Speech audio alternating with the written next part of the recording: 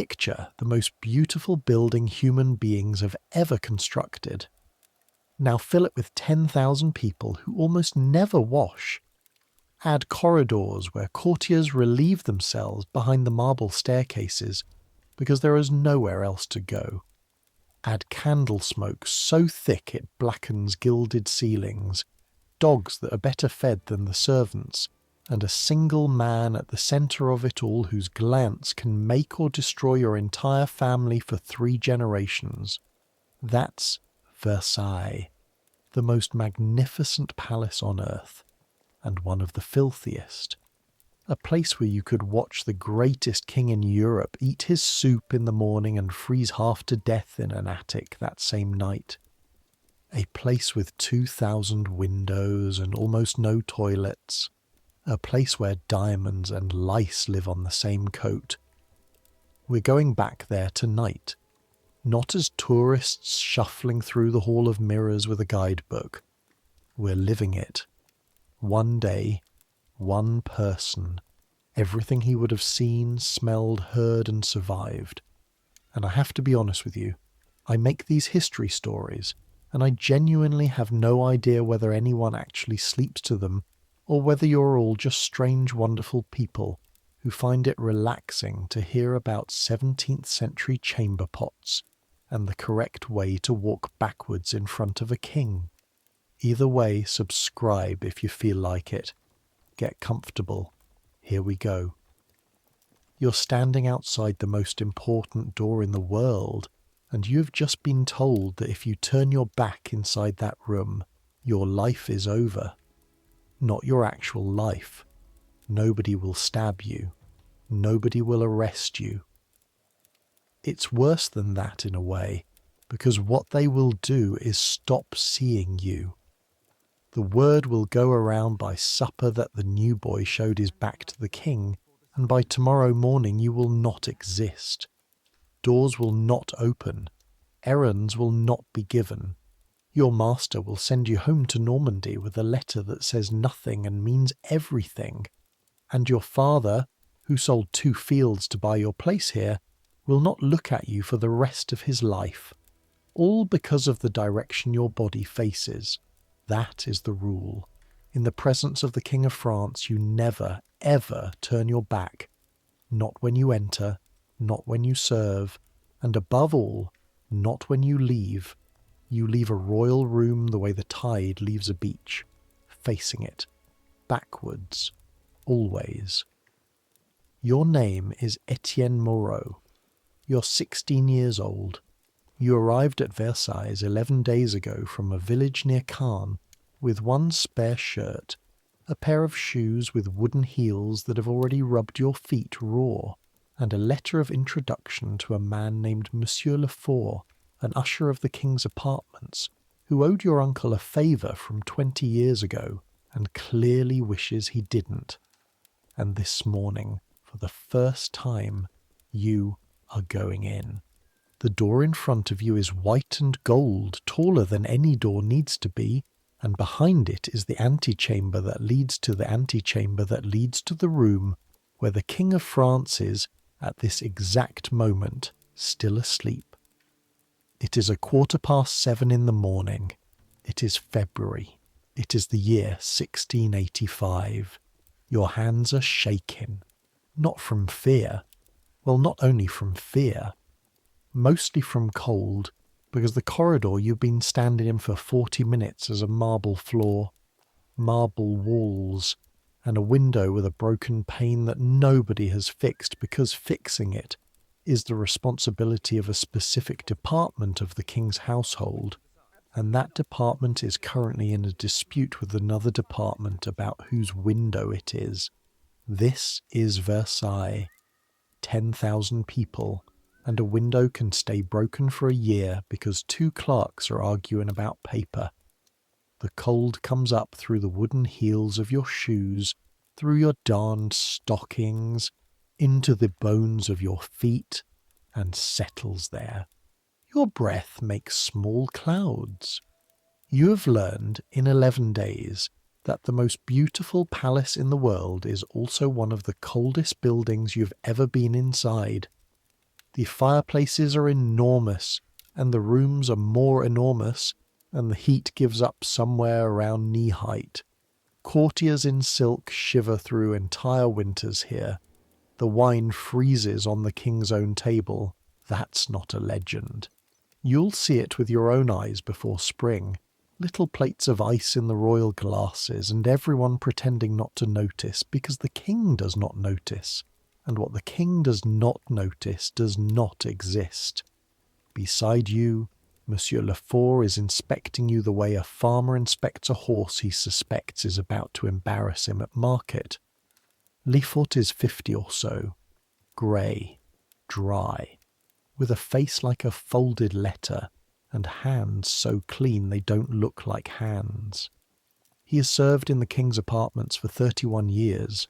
He has walked backwards out of royal rooms by his own count more than 11,000 times.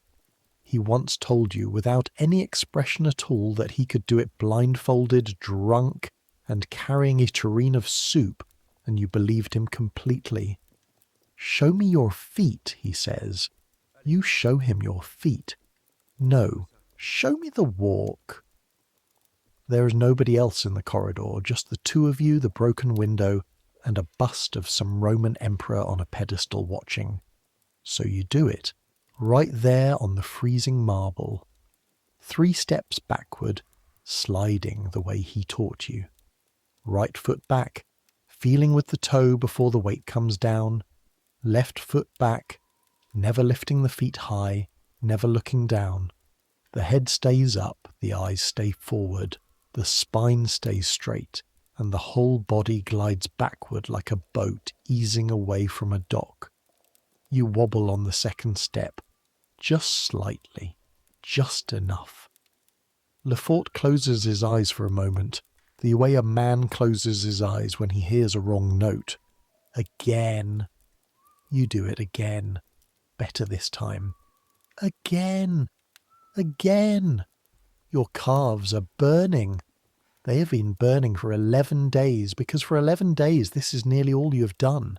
In a cold storeroom behind the kitchens, up and down, backwards over uneven flagstones with a broom handle laid across the floor as an obstacle. Because Lefort says the king's rooms are full of things that do not move for you. Stools, dogs, duchesses. You learn to feel the floor through your shoes, or you learn to pack for Normandy. The muscles down the backs of your legs have hardened into ropes. At night they cramp so badly you wake up biting your own knuckle, so as not to cry out and wake the 4 other boys who share the attic room with you. Walking backwards, it turns out, uses parts of your body that walking forwards never asks about. Nobody tells you this about Versailles. Everyone imagines the silk and the mirrors. Nobody imagines the calves. "Listen to me," Lefort says quietly. "In that room you are furniture. Good furniture is not seen. It is not heard. It does not sweat. It does not sneeze. It does not exist. You will stand where I put you. You will hold what I give you, and when I touch your shoulder you will withdraw. Backwards, smoothly. If you fall, do not cry out. If you knock something over, do not lunge for it. If the ceiling itself comes down, you will die facing the king. Is that understood?" "Yes, monsieur. One more thing." He pauses, straightens a fold of your coat that did not need straightening. Do not look at his face. You may look at the room. You may look at the air beside his head. If his eyes should happen to pass over you, you look at the floor and you stop breathing until they have moved on. Men have built careers on being looked at by the king. You are not building a career this morning. You are surviving an hour. Somewhere far off, deep in the great cold body of the palace, a clock begins to strike. Then another, slightly out of time with the first. Then a third. Versailles has hundreds of clocks and no 2 of them agree. So every hour arrives as a long, rolling, overlapping argument of chimes, near and far, bright and dull. and you've already learned to love the sound without knowing why. It is 7:30. Lefort takes a breath, puts his white glove on the handle of the tall white door. Face forward going in, he murmurs. You will have plenty of time to see it all in reverse. And the door opens and the smell hits you first. Of course it does. It always does. It's not one smell. It's layers. Beeswax first, sweet and heavy. From the hundreds of candles burned in these rooms every single night, so many candles that the king's household goes through tons of wax a year, and the half-burned stubs are a recognised perquisite of certain servants who sell them out the back gates in sacks. Then orange blossom from the little silver braziers where perfume pastilles smoulder day and night, because the king loves the scent of oranges and hates almost every other smell in his own palace, and with good reason. Then, underneath the orange, the smell it is fighting. Old smoke, old fabric, the breath and bodies of the dozens of people who have already been in and out of these rooms since 5 a.m. Damp wool, pomade going stale on yesterday's wigs, a sharp animal note from the king's dogs who sleep where they like, and underneath all of it, faint but permanent, soaked into the floorboards of the most magnificent building in Europe, the plain human smell of a place where thousands of people live packed together with nowhere convenient to empty a chamber pot. Welcome to the Château de Versailles, February 1685. Louis XIV has been King of France for more than 40 years. He has been God's most polished mirror on earth for so long that most of the people in this palace, including you, have never lived a single day under anyone else. You're moving through the first antechamber now, close behind Lefort, and you're trying to look at everything without moving your eyes, which is a skill, and you don't have it yet. The room is already crowded. That is the first shock. It is not yet 8 a.m. The king is not even out of bed, and this room is as full as a market. Courtiers in silk the colour of pigeon throats and crushed raspberries stand in murmuring clusters. Servants in blue slide between them carrying things: linen, firewood, a covered silver dish, a small white dog. 2 guards in blue and silver flank the far door with halberds that have never once in their existence been used for anything except standing beside doors. Everyone is waiting. The entire room is a held breath, because through that far door, in a bed behind a gilded rail, the king is being woken up, and being woken up when you are Louis XIV is not something that happens to you. It is something you perform. They call it the lever, the rising. It happens every single morning of the king's life, and it is not private, because nothing in this man's life is private. He's undressed in public, dressed in public. He eats in public, he prays in public, and one day he will die in public, in that same bed, with the room packed to the walls. He decided long ago that if the whole nobility of France was going to orbit him like planets around a sun, then he would give them a sun schedule, fixed, visible, and absolutely regular. People set their watches by his life. That is not a figure of speech. With a good almanac and a clock, a person anywhere in France can tell you what the king is doing at this exact moment. Right now, at 7:30, he's been woken by his first valet, who sleeps at the foot of the royal bed every night on a folding cot.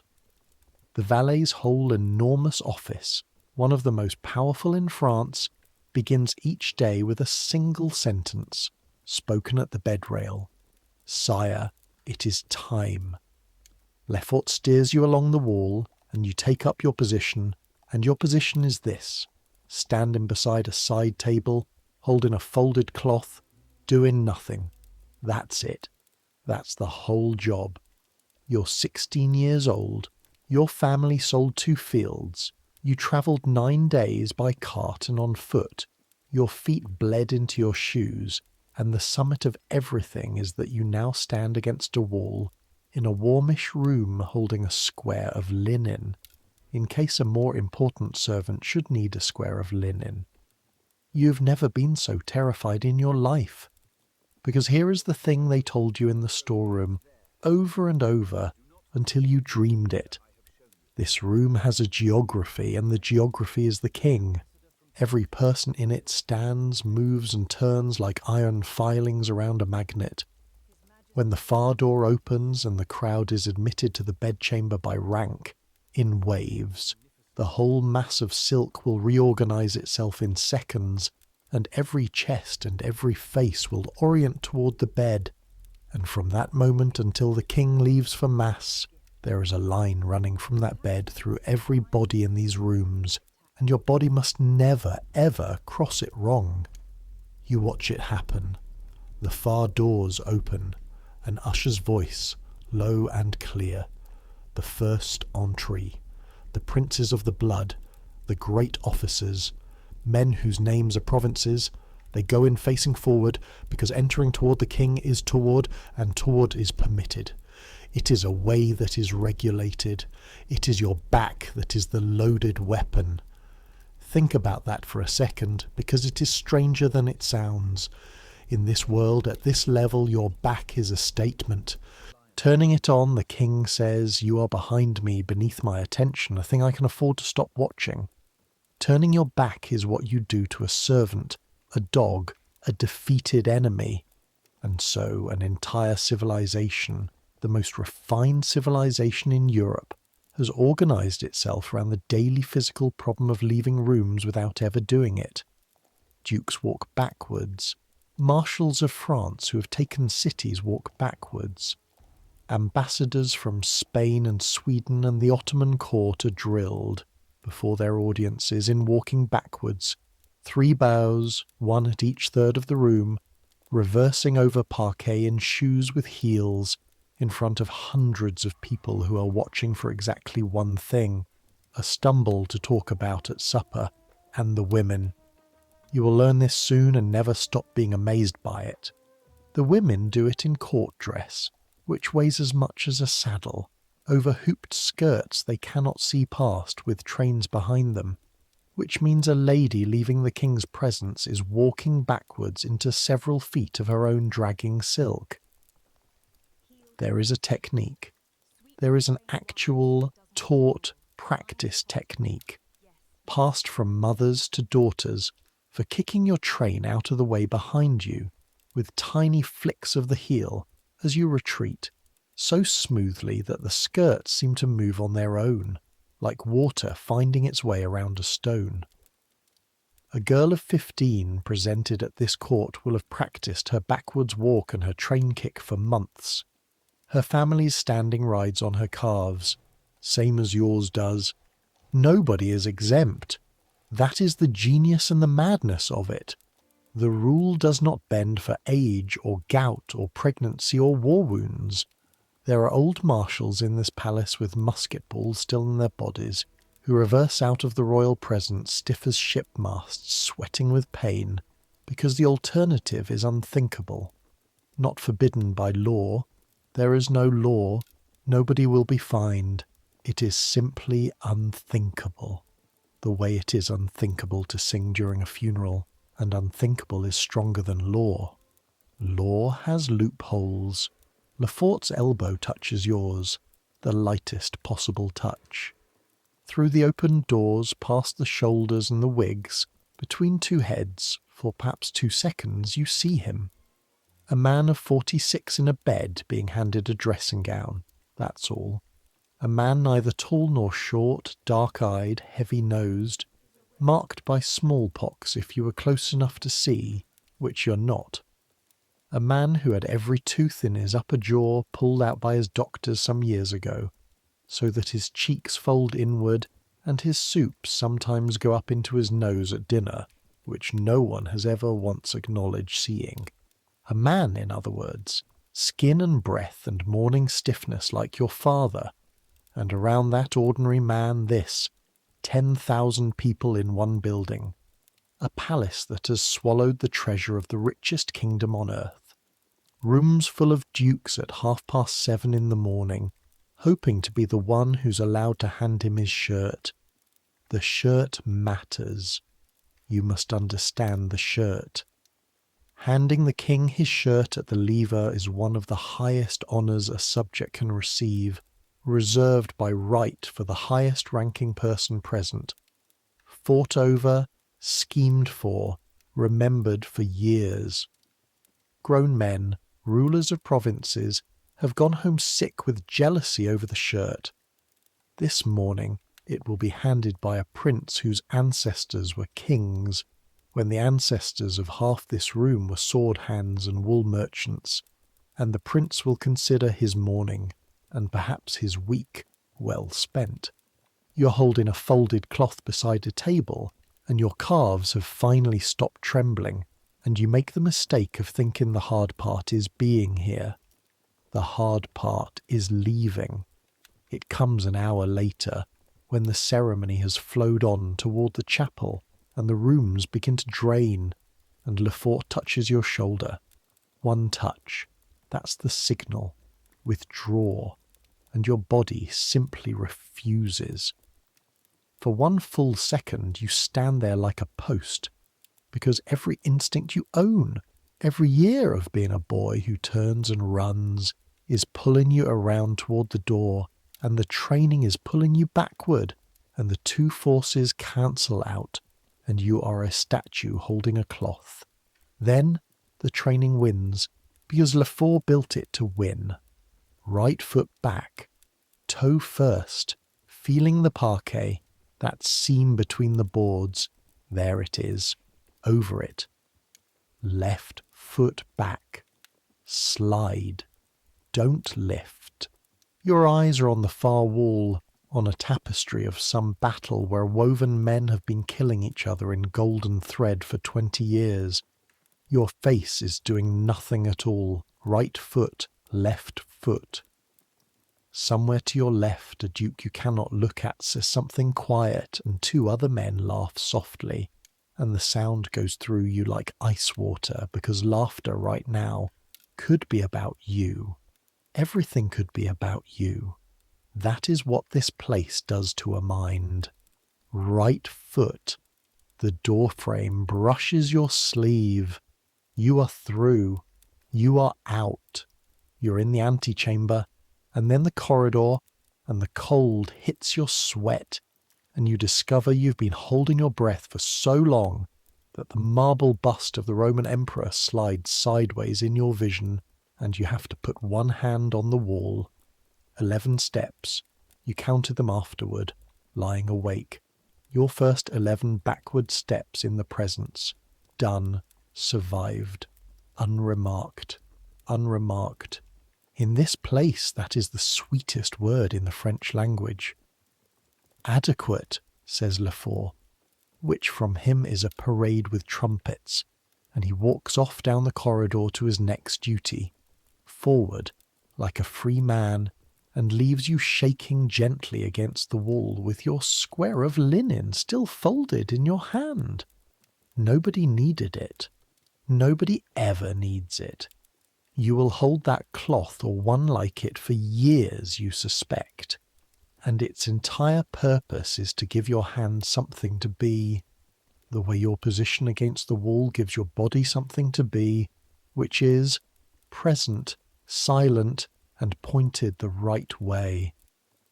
Now, while your heart slows down, let me tell you where you actually are, because you've been inside walls all morning and this building deserves better than that. Versailles, in this year 1685, is not finished. It will never really be finished, but right now it is visibly, deafeningly unfinished, because you are living inside the largest construction site in the Western world. At the peak of the works, there have been 36,000 men labouring on this palace and its gardens, plus 6,000 horses, 36,000, That is 3 times the population of most French cities, all of them digging, hauling, carving, gilding, planting full-grown trees that the king is too impatient to wait for, and dying, which they do steadily, of falls and fevers and crushings, so steadily that the dead are said to be carried away by night in quiet carts, so as not to spoil the mood of the place. You do not know if the night carts are true. You know that you have seen the hospital tents out beyond the stables, and you know that the marshes this palace was built on gave fevers to so many workers that men called this the graveyard of labourers. And you know that when courtiers complain, and they do complain, that Versailles sits on the least favoured, most unwholesome ground in the Ile-de-France, with no forest worth the name and no water and bad air, the king's answer has been to spend more money. He chose this ground precisely because it was nothing. His father had a small hunting lodge here. Out of nothing, he has willed this. 10 years ago, the court moved in officially, lock, stock and altar, and Paris, the great city 12 miles away, became somewhere the King of France simply does not live anymore. Because Paris once frightened him when he was a boy, during a rebellion, and this man does not forgive cities. The palace faces the rising sun. Of course it does. He is the Sun King. The whole building is a sentence about him. The garden front runs on, stone the colour of honey and cream, and behind those tall arched windows on the first floor, running along the middle of it, is the room they finished just last year. The room everyone in Europe is talking about. The Grand Galerie, the Gallery of Mirrors. You saw it on your 3rd day when Lefort marched you through the staterooms at dawn to learn the doors, and it stopped you like a hand on your chest. A hall so long that people at the far end are small. 73 metres, someone told you. 240 feet of it, with 17 tall arched windows down one side looking onto the gardens, and facing every window, an arch of mirror glass, 17 of them, 357 mirrors in all, so that the garden pours in through the glass and is thrown back by the mirrors, and the whole room fills with doubled light like a flooded riverbank. The vaulted ceiling is being painted with the king's own deeds, not gods, not saints, the king himself crossing rivers, taking cities. The very capitals of the pilasters were invented new for this building, a French order, with the royal sun and the fleur-de-lis worked into them, because the existing orders of architecture, which had been good enough for Rome, were not specific enough about Louis. But here is what nobody tells you about the Hall of Mirrors, and what you, a boy from Normandy, understood the moment you saw it. The mirrors are the treasure, not the gold. The gold is just gold. Any king has gold. Mirror glass, big mirror glass, is one of the most expensive man-made things on earth, and the secret of making it belongs to Venice. And Venice guards that secret like a state weapon, because it is one. Venetian glassmakers are forbidden to leave the Republic. The King's Minister Colbert lured some of them to France anyway years ago to teach the craft. Smuggled craftsmen like contraband. And it is said, quietly in kitchens, that Venice sent agents after its runaway glassmakers, and that some of those men died in France suddenly and strangely. Poisoned, people say, for the crime of teaching Frenchmen how to make a mirror. You cannot prove it. Nobody can prove it. But when you stand in that gallery and see yourself repeated 17 times in the largest mirrors ever assembled in one room, French-made mirrors, you're looking at trade war, industrial espionage, and possibly murder, hung on a wall and called decoration. Even the light in this palace has a body count. You are learning that everything here does. You eat your first food of the day at 10, standing up in a service corridor, a heel of bread and a cup of thin broth from the common kettle, and you eat it fast with cold, stiff fingers, tearing the crust with your side teeth, because the corridor traffic does not stop for you, and twice you have to press yourself against the wall, mouth full, while other blue-coated servants hurry past with firewood and dishes. The bread is grey and honest. The broth tastes mostly of the kettle. Above your head, through the ceiling, through the floor of another world, the King of France is hearing Mass in a chapel where the music alone costs more per year than your entire village earns, and the smell of his incense actually reaches you, faintly, threading down a stairwell to mix with your broth. That is Versailles in one breath. Incense and kettle broth in the same nose at the same time. Your legs ache, your feet ache. The raw places on your heels have gone past pain into a kind of hot conversation that never quite stops. And the day has barely started, because the day here is a machine with many teeth, and you are now inside it. Dinner at 1, when the king eats alone at a table in public and the whole room watches a man consume soup. The afternoon of hunting or walking or council. The evening apartment 3 nights a week, when the staterooms fill with music and gaming tables and 1,000 candles. Supper at 10, in public again. The cauchiere, the going to bed, which is the lever run in reverse, undressing instead of dressing, candlestick instead of shirt, and then, near midnight, the palace exhales, and its 10,000 people crawl off to their 10,000 unequal beds. And through all of it, all day, in every room he enters, the invisible lines will snap into place around one moving man, and hundreds of human bodies will spend the day orienting themselves like compass needles. You have joined the needles now. Face the sun. Whatever happens, face the sun. Let me take you back 11 days, because you should see how you got here, and because your arrival explains everything about how this place works.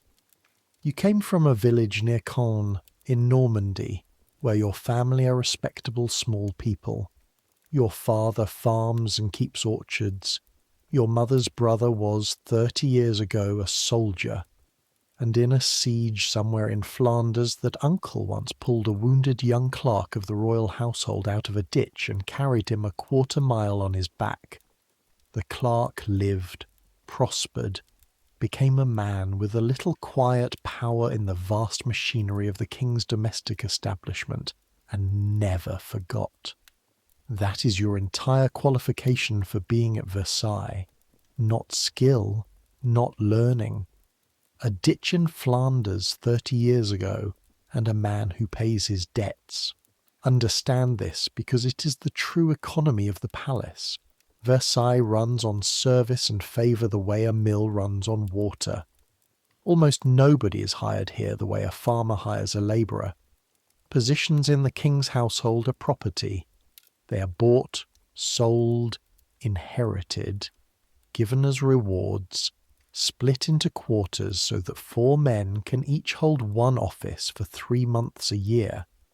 There are officers of the king's household whose entire function is to be one of several hundred men entitled to hand things to other men. There is a whole staff for the king's meals whose offices have been in the same families for generations, and those offices cost more than farms, and they're worth it, because an office near the king is a fishing spot on the best river in France. Your uncle's rescued clerk could not make you an officer. Nobody makes a Norman farm boy an officer. What he could do was place you as a garçon, a boy, an under servant attached to the ushers of the apartments, unsalaried in any way that matters, fed from the common kettles, sleeping in the attics, with the single, enormous, life-changing privilege of being inside the envelope. inside the skin of the palace, where you can be seen and noticed, and if God is kind and your calves are strong, someday remembered.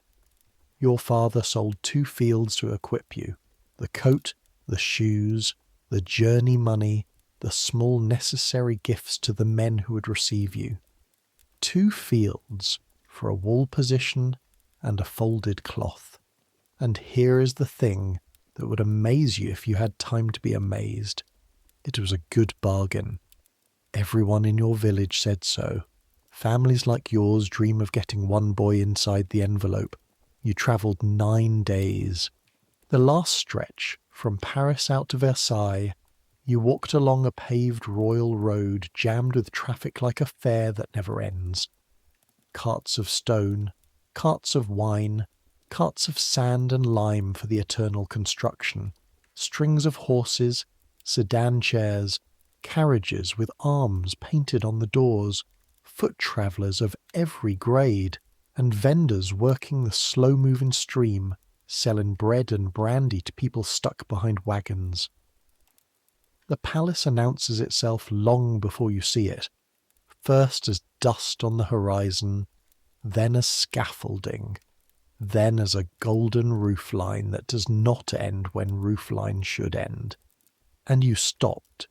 You actually stopped walking on the road with your bundle on your shoulder, and a carter behind you swore at you with great richness and detail, and you barely heard him, because ahead of you, on a low hill where there used to be nothing, was the largest thing you had ever seen that was not weather. Then you got closer, and Versailles did what Versailles does to everyone. It corrected the dream with the smell. The town at the palace gates is a boom town, raw and muddy, thrown up in a generation to house and feed and fleece the overflow of the court, and it smells like every boom town. Horse dung, trench latrines, tanneries, smoke, mud that is not entirely mud. The approach courts of the palace itself are a permanent fairground of carriages, and where there are 2,000 horses there is what 2,000 horses make. Sellers cry hot pies and eau de vie at the very railings of the royal forecourt. Pickpockets work the crowds gathered to watch the king go to his carriage. Because the palace is public, that is the astonishing thing. Any decently dressed person may walk into the state apartments, and where any person may walk, so may any thief. There are thieves who work the Hall of Mirrors. There are famous stories, and you will hear them all this winter. Gold fringe cut quietly off curtains in the staterooms and carried out under coats, watches lifted at the king's own supper, a whole silk-covered bench that vanished. The most policed spot in France, and lace vanishes off gentlemen's sleeves in the crush at the chapel door. Splendour draws thieves the way a carcass draws crows, and this is the biggest, brightest carcass in Europe. And the interior smell, the one that greets you past the guards, the one underneath the waxen orange blossom. I have to be honest with you about it because the guidebooks never are.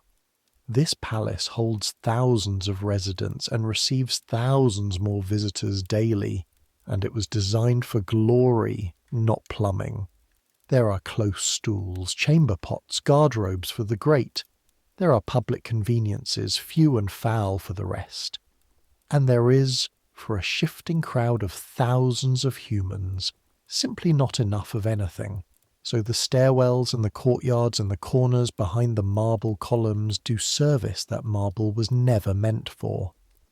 The floors of the great rooms are cleaned constantly, and it is never enough. Fine ladies' skirts drag through it. Gentlemen's heels track it. Everyone perfumes themselves partly for vanity and partly as armour, and the king, who has the sharpest nose in France, and the least ability to escape his own palace, has the window of his council chamber opened even in winter, and orders orange trees in silver tubs stationed through the apartments like a fragrant infantry, fighting a war they cannot win. Magnificence and stench in the same lungful every day until you stop noticing. That is the second thing Versailles teaches everyone. You can get used to anything. The first thing it teaches is the direction to face.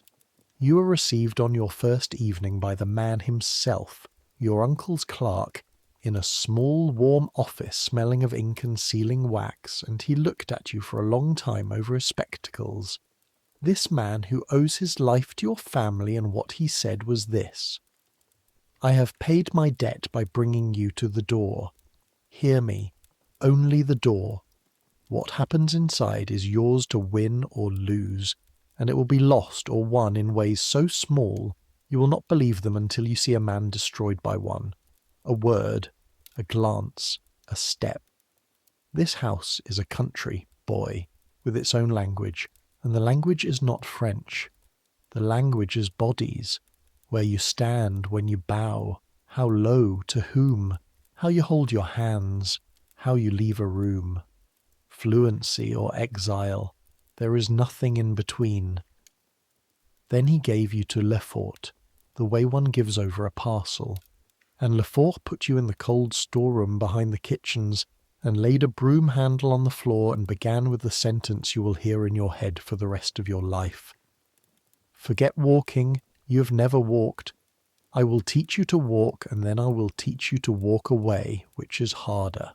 And then, if you live long enough, I will teach you to walk away well, which is a life's work. Begin. So now you know how you got here. Let's go back to your day, because it is 1 in the afternoon, and you're about to watch a man eat soup in front of a crowd, and I need you to understand why that is one of the most important political events in Europe. They call it the petit couvert, the small setting, the king dining alone, at a small square table set facing the windows in his chamber, with the room full of standing people watching him do it. Alone here means alone at the table. It does not mean unobserved. Nothing means unobserved. A crowd of courtiers stands in attendance, princes sometimes among them, and gentlemen consider it a distinction merely to be present while one middle-aged man works through his dinner. And what a dinner! You are posted by the service door, again holding linen, again furniture, and you watch the procession of dishes come up from the kitchens, and you count, because counting keeps your face empty. 4 different soups, a whole pheasant, a partridge, ham, mutton in jus, salad, pastry, fruit, hard-boiled eggs. The King of France eats like a siege army, and does it with astonishing speed and concentration, and mostly with his fingers, because forks are a newfangled Italian affectation, and the king does not entirely approve of them. The greatest monarch in Christendom, in a room containing more lace than a cathedral, eats his chicken with his hands, beautifully, and everyone agrees it is majestic because he does it, and the definition of majestic in this country is what he does. The food is cold, by the way, nearly always. The kitchens are a fortress of their own, far from the royal table, across a courtyard, and the king's dinner travels to him in procession, under guard, through corridors, uphill, at walking pace, escorted by officers, and everyone bows to the food as it passes, bows to it. When the procession goes by, hats come off and courtiers incline themselves, and what they are bowing to is a covered dish of mutton, because it is the king's mutton, and his things carry his sunlight the way relics carry a saint's. By the time the mutton has been bowed at through 6 corridors, it is lukewarm at best. He has eaten lukewarm food his entire adult life. It is the price of the choreography, and in this palace the choreography always wins. Watch the room while he eats. This is where you learn the deep grammar. Nobody sits, ever. In the king's presence, sitting is a privilege so rare and so fought over that entire diplomatic incidents have turned on stools. Duchesses, and only duchesses and above have the right to sit on a tabouret, a little padded stool in the presence of the king and queen at certain evening occasions, and that little stool is one of the most savagely contested objects in France. Families have schemed for generations for the tabouret. Marriages are made for it. When a woman's husband is elevated and she gains the right to sit on a stool in a room where everyone else stands, her relatives weep with joy, actual tears, and letters go out across the kingdom announcing it. And I want you to hold that in your head next to the 36,000 construction workers. The same court, the same decade. A stool at one end, an army of the shoveling dead at the other. The king eats, and the standing crowd watches, and every so often he speaks a few words to someone near the rail, and that someone becomes, for the rest of the day, a person the king spoke to at dinner, and other people will seek him out this evening to breathe his air. And you, by your door, holding your cloth, are learning to read all of it, day by day, the way you once learned to read weather. Who stands close, who is edged out, whose bow the king returns with a full lift of his hat, whose with a half lift, whose with a bare touch of the brim, because he grades his hat like a scale, precisely, deliberately, and the whole room reads the grades in real time. This is a man who has turned politeness into an instrument of government. He is famously, faultlessly courteous. He raises his hat to housemaids in the corridors.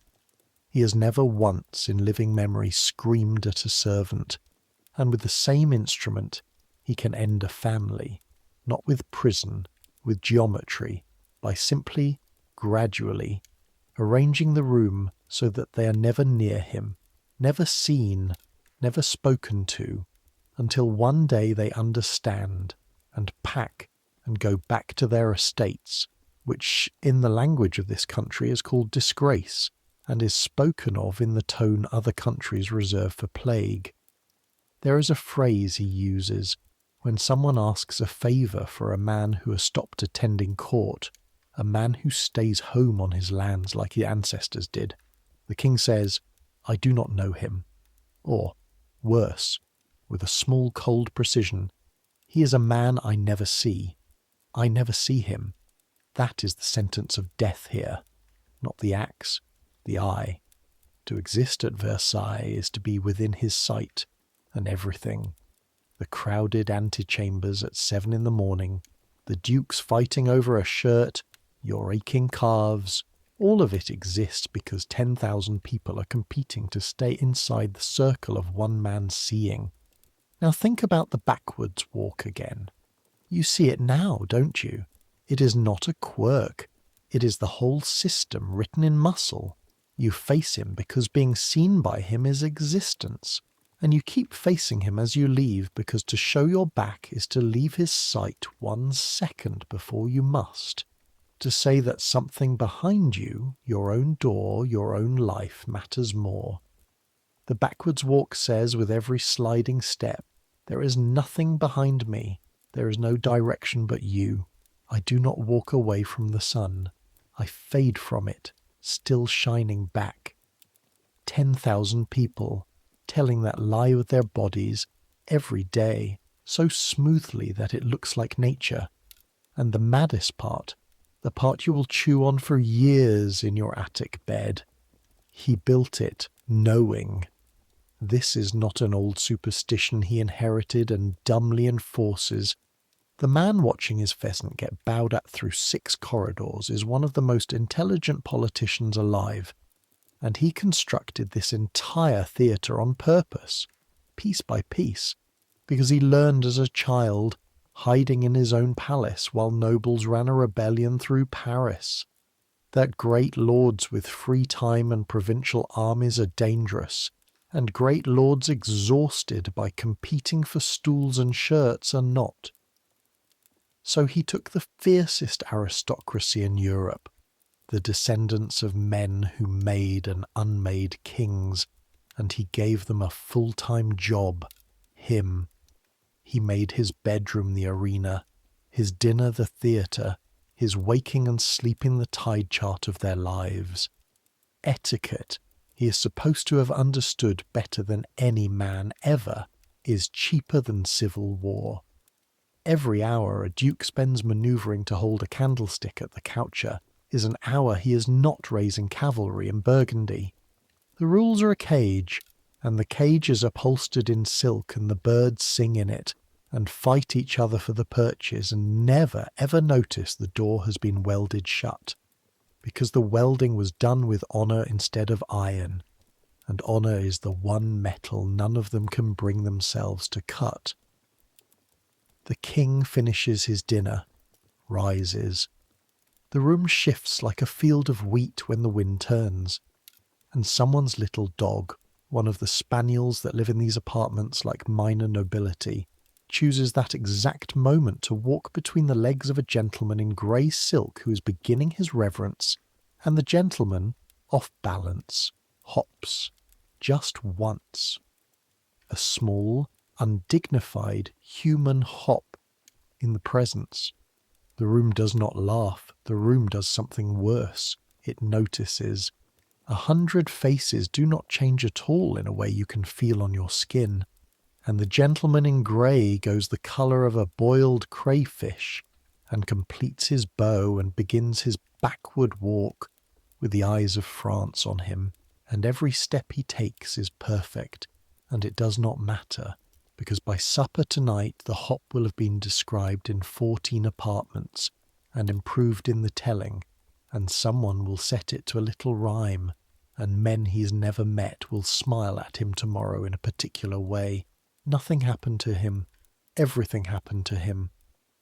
That is the danger here, Etienne, and you feel it now in your stomach, watching the grey silk back recede through the doorway, steady, steady, ruined. This palace does not kill with blades. In London they have the block. In Constantinople, the bowstring. Here, the weapon is the anecdote. Careers end as stories told over cards. The wound is invisible. The bleeding takes years, and there is no bandage, because you cannot bandage a reputation. You can only guard it every waking hour with your posture, your feet, your face. You readjust your grip on the folded linen, and you check your own spine without moving, and you make yourself a promise you already suspect you cannot keep forever. They will never have a story about you. The afternoon belongs to errands, and errands belong to boys, and so at 3 o'clock you are out of the staterooms and down in the true body of the palace, the part no painting will ever show, carrying a message from Lefort to the office of the wardrobe, and this is where I get to show you the other Versailles, the one inside the walls. Because the palace you have seen so far, the mirrors and the marble, is a stage set, and every stage has a backstage, and the backstage of Versailles is a second palace threaded invisibly through the first.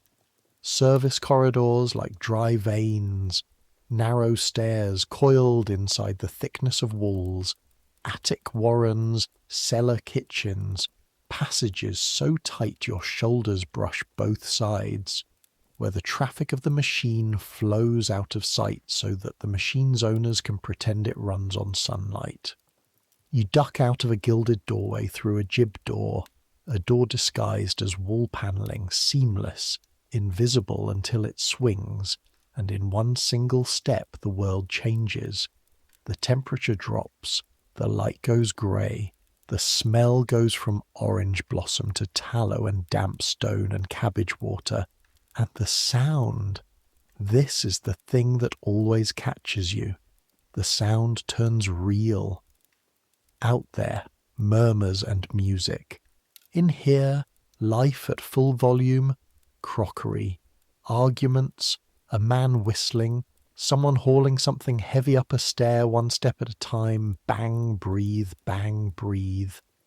The corridor is a river of blue coats, water carriers with yokes across their shoulders and buckets swinging, because this palace of 1,000 fountains has famously terrible drinking water, and every clean drop is carried by hand. Wood carriers bent under loads, because Versailles in February eats firewood like a forest fire, hundreds of fireplaces gnawing through cartloads a day, and every log of it comes up these stairs on human backs. Laundry women with baskets of linen bigger than they are, a boy your age carrying, with the concentration of a man carrying gunpowder, a single perfect pyramid of oranges. Your palms already know this world.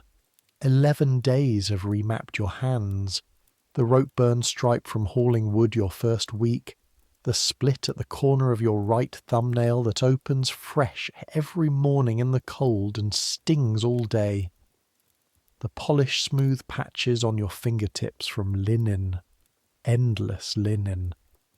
At home your hands were hard from hay and apples. The palace is rehardening them in its own pattern, the way it repatterns everything. Your errand takes you along the North Service corridor, and this is where the palace shows you something you will never forget. One of those small sights that teach you more than a year of ceremonies. There is an old man who sits on a stool in a widening of the corridor near the bottom of a wall stair, wrapped in 2 coats, with a little charcoal brazier the kitchen staff keep filled for him. Everyone slows slightly as they pass him. Some touch their hats. He's perhaps 80, hands like tree roots folded on a stick, and he watches the river of servants with pale, calm, cataract-fogged eyes. His name is Père Simon, and he is a legend down here, and here is his legend. For over 40 years, under this king's father's ministers and then under this king, he was a floor layer, a parquet man, one of the craftsmen who fit the wooden floors of the great rooms, and he laid parquet in the king's own apartments, and the ushers say, the old ones say, that when the young king once walked through a room where Simon was working on his knees with his back necessarily to the door, and someone hissed at him to turn, the king himself said, "Let him be. His back serves me better than your faces." One sentence 60 years ago, if it happened at all, and it has fed this old man's honour his whole life, and now the household keeps him, out of no rule at all, on a stool by a warm stair, because he is theirs, and Versailles below stairs has its own etiquette, and its first rule is memory. You will get to know Simon this winter. You will sit by his brazier on your half hours, and he will talk, in a voice like dry leaves, and it is from Simon that you will learn the floor itself, because he speaks of parquet the way priests speak of scripture. He will tell you that the king's rooms are laid in the pattern they now call parquet de Versailles, great squares set diagonally, oak lozenges woven within oak frames, and that the pattern is not vanity. It was invented because the marble floors that came before it were rotting the joists beneath, since marble must be washed with water and water finds every seam, so they tore out the marble and laid oak, which is waxed, never washed, and the palace has smelled of that wax ever since, and will smell of it for as long as it stands. He will tell you how to read where, how the boards outside the council chamber are worn pale in a fan shape, from 3 generations of feet pausing, pivoting, gathering courage, and he will tell you, with a dry little laugh that turns into coughing, the thing that will change how you walk forever. Boy, everyone watches the courtiers' faces. Watch the floor. The floor remembers what the faces hide. There is a strip of parquet in every room of state, running back from where the king stands to the door, a strip as wide as a man, where the wood is worn different from all the rest. worn smooth but strange, in long feathered strokes, like grass combed by water. You know what that is? That is 100 years of sliding heels.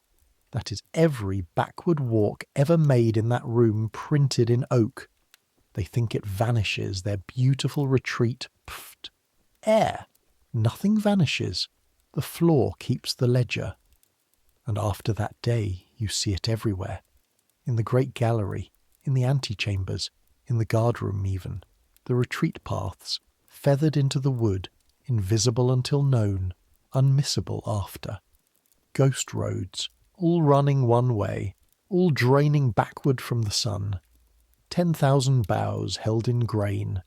You deliver your message to the wardrobe office, where a clerk takes it without looking at you, which is correct, and you carry the answer back, and on the return you take the long way, because Lefort did not say not to, and the long way passes a window bay on an upper service floor where, if you stand on the cold sill ledge, you can see out over the marble court and down the whole stupendous axis of the place. The forecourts, the gilded gates, the converging avenues, the town beyond and everything, avenues, courts, wings, gardens behind you that you cannot see but know.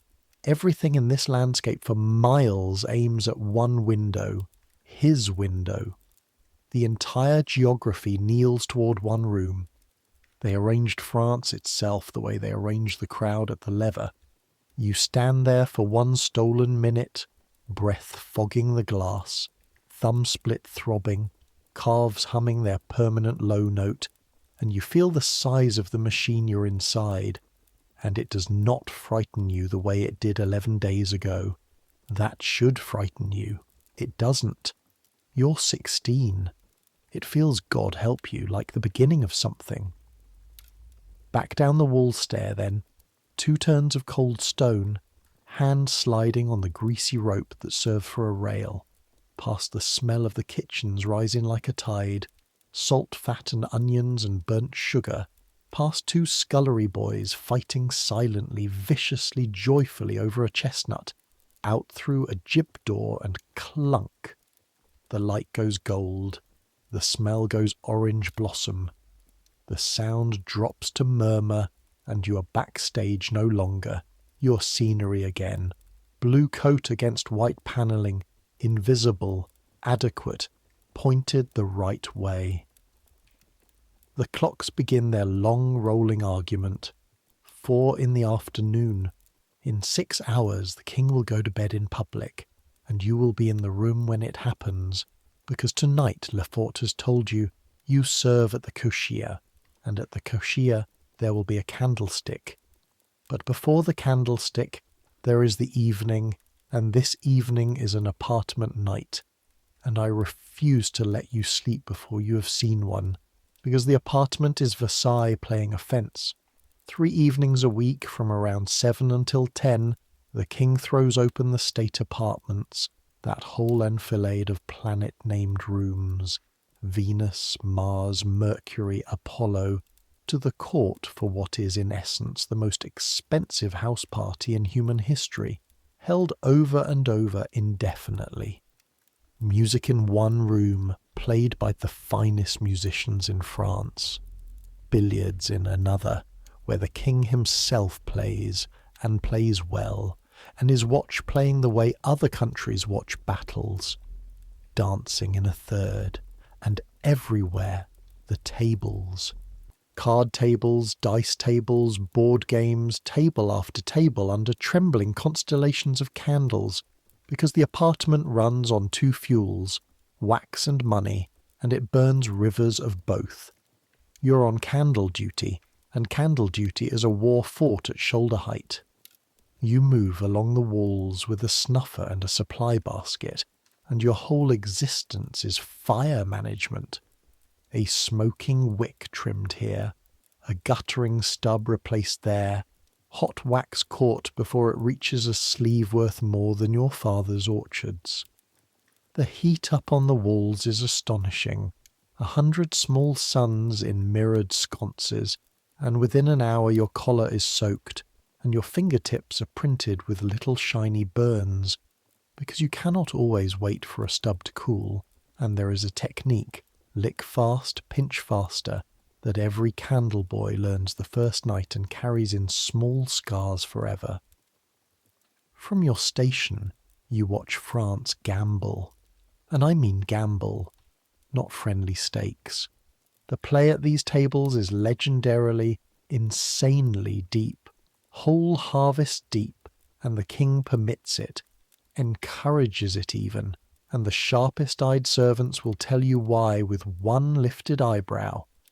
A nobleman drowning in gaming debts is a nobleman who needs the king's pensions, the king's favours, the king's forgiveness, and a nobleman who needs is a nobleman who behaves.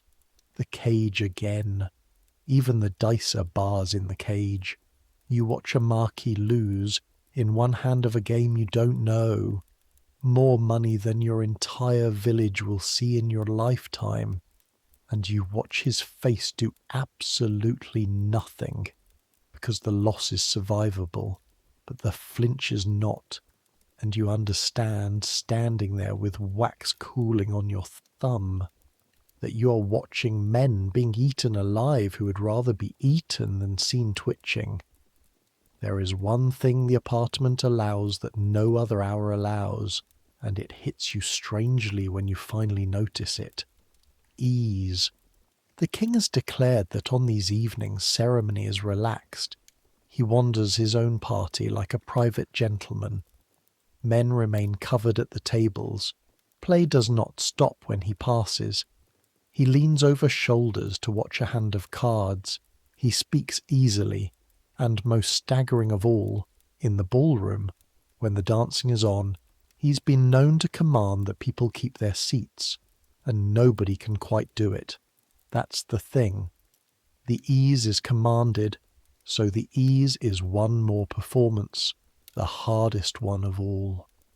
You watch courtiers being casual at the king the way you have watched men lift heavy stones, and the ones who do it beautifully who can actually laugh in his presence, lightly, at the right things, are stared at by the others the way you'd stare at a man juggling knives. Because everyone knows the truth under the truce, the eye is still the eye. Relaxed does not mean off. There is no off. And when he leaves a room, the truce dissolves like sugar. The music keeps playing, that is the order, but everybody in the room reorganizes anyway without seeming to. Chests swinging like needles, and the space he walks through opens ahead of him and folds closed behind him, and the men nearest his path retreat. Backwards, casually, 3 steps, 4, still talking, still smiling, reversing without appearing to reverse, and it is here, tonight, at the party, that you finally see the backwards walk done at its absolute highest level, and it is beautiful. It is genuinely, unsettlingly beautiful. An old duke, 70 if he's a day, gouty, built like a barrel, withdraws from the king's passage while continuing his conversation with a bishop, gliding in reverse across a floor slick with wax droppings, around a stool he cannot see, between 2 card tables he cannot see, his heels never once looking for the ground, his face never once leaving the bishop's, and he lands his final position to the half-inch, beside a window, just as the king draws level, and inclines his head at the precise depth his rank owes, and the king touches his hat brim, 1 finger, and it is over, and the duke resumes his sentence at the exact word he left it. 40 years of practice were in those 4 seconds. You want to applaud. You want, absurdly, to cry. Lefort materializes beside you, follows your stare, and delivers the longest speech you will ever hear from him on the subject of glory. Yes, him. When he was your age, he fell down a full flight of stairs at Saint-Germain in front of the Queen Mother, flat on his back like a turned turtle, and the court laughed for a month, they wrote a song. There is always a song. He decided there would never be a second one. Now look, that is all education is, boy. A man deciding there will never be a second song. At 10, the apartment gutters out. The tables are swept of their gold. The fortunes and ruins are pocketed with identical faces, and the machine turns toward its last ceremony of the day. The cauchy, the going to bed of the King of France. The crowd in the bedchamber is smaller than the morning's, and hungrier, because evening access is the most concentrated currency of all. The room is hot with candles and breath. The king is undressed by rank the way he was dressed by rank, layer by layer, each garment received by hands entitled to receive it, and there comes a moment near the end that the whole day has been sharpening toward. The candlestick. Every night at the coucher the king's chaplain hands off, and a valet stands holding a single lit candlestick, and the king looks around the room, all those faces, princes, dukes, marshals, ministers' sons, and names one man. Just names him.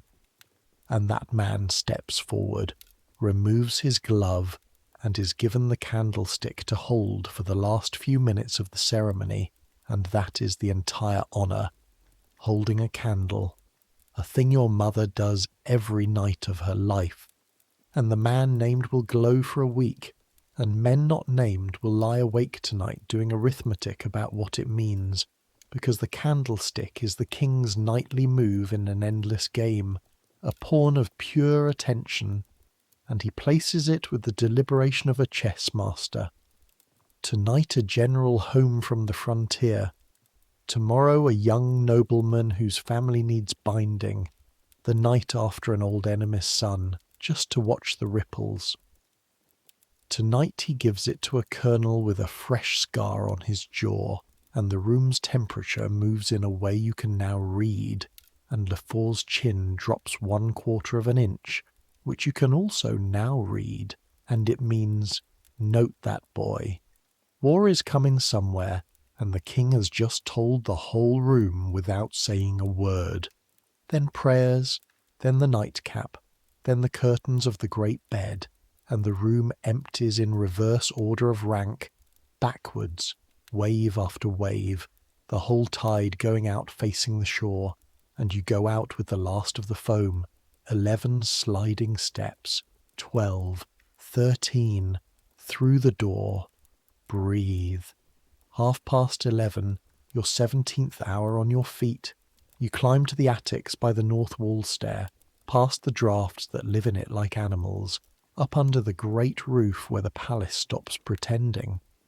The attic corridor is a village street under beams, doors and half-doors, snoring, a baby crying somewhere, because whole families live up here, laundry strung between rafters, frost flowers on the inside of the little dormer glass.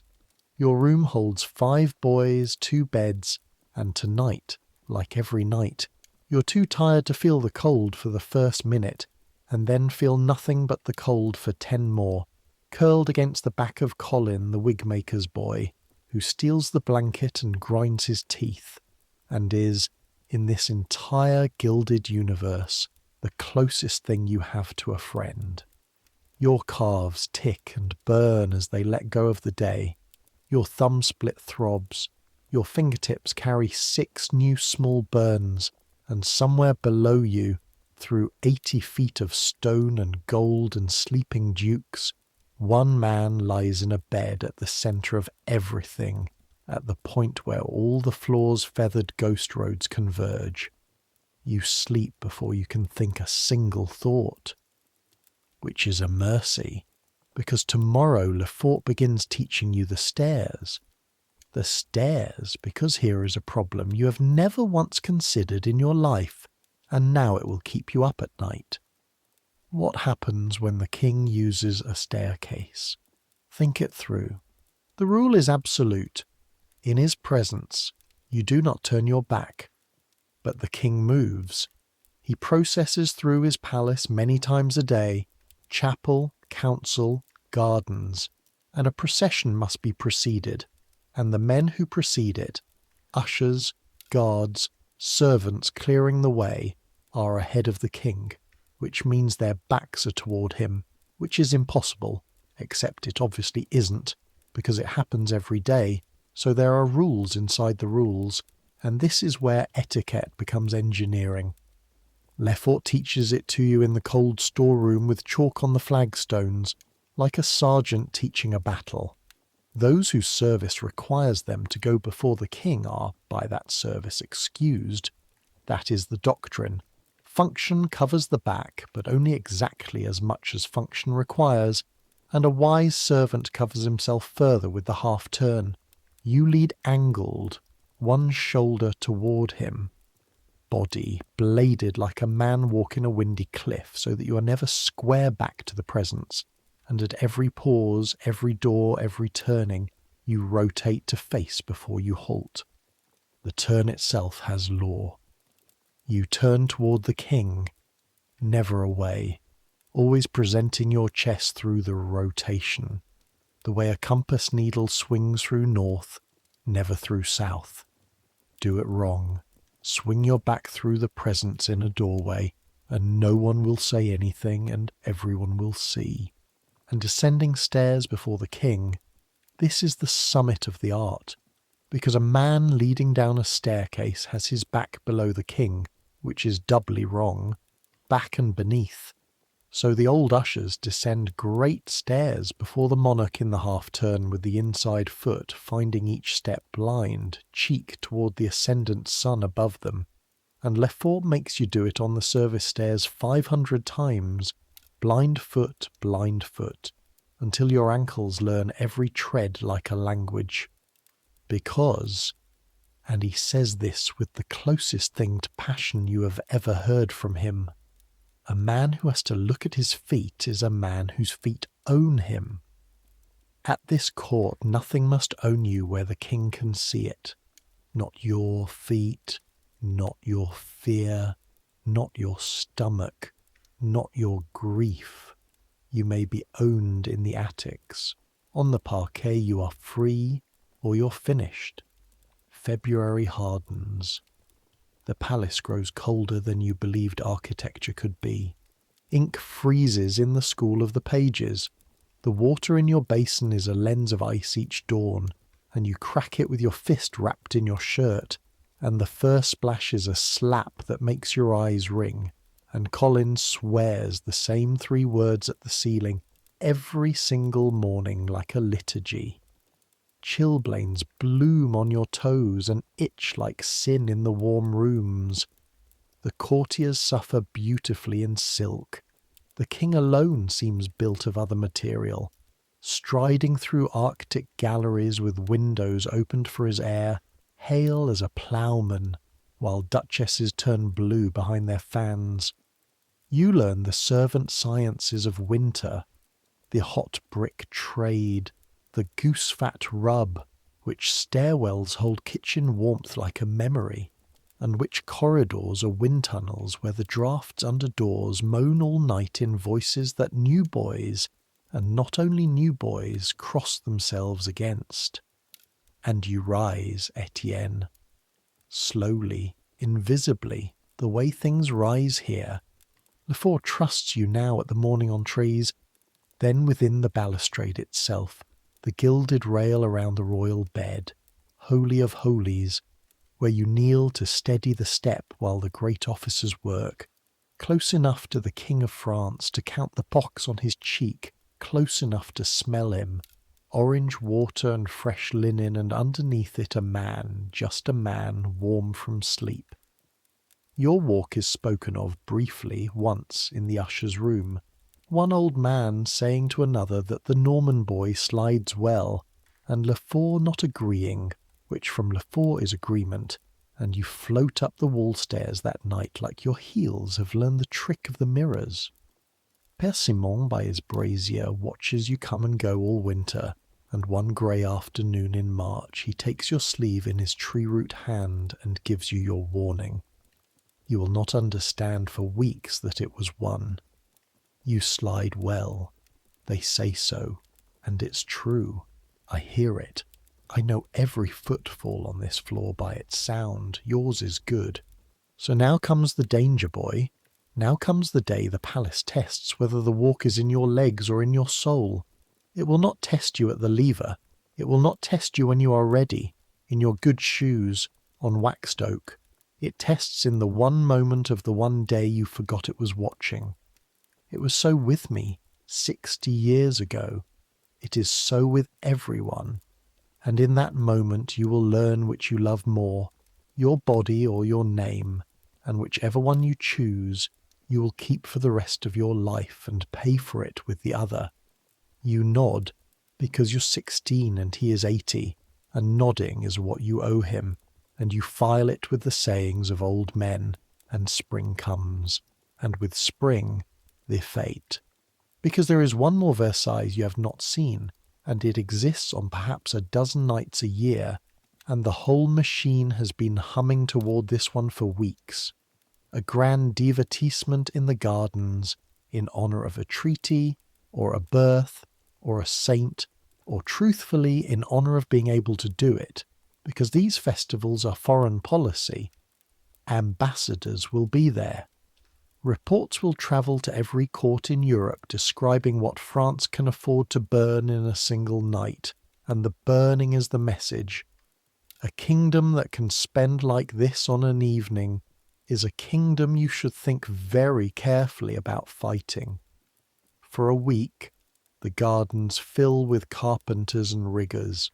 You are lent with 50 other boys to the department of the menu plaisirs, the office of the king's pleasures, an actual government department whose ministry is wonder, and you spend 6 days at labour that leaves your shoulders singing, hauling lamp oil, planting thousands of little glass lanterns along the parterres in patterns chalked by a man with the manner of a field marshal, rolling barrels, threaden wicks with fingers gone shiny slick with tallow, carrying up ladders endlessly.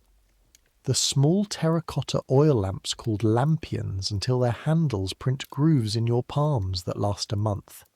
The Grand Canal, that cross of water a mile long that the king sailed real gondolas on, gifts from Venice, with real Venetian gondoliers who live in a hamlet at the water's edge called Little Venice.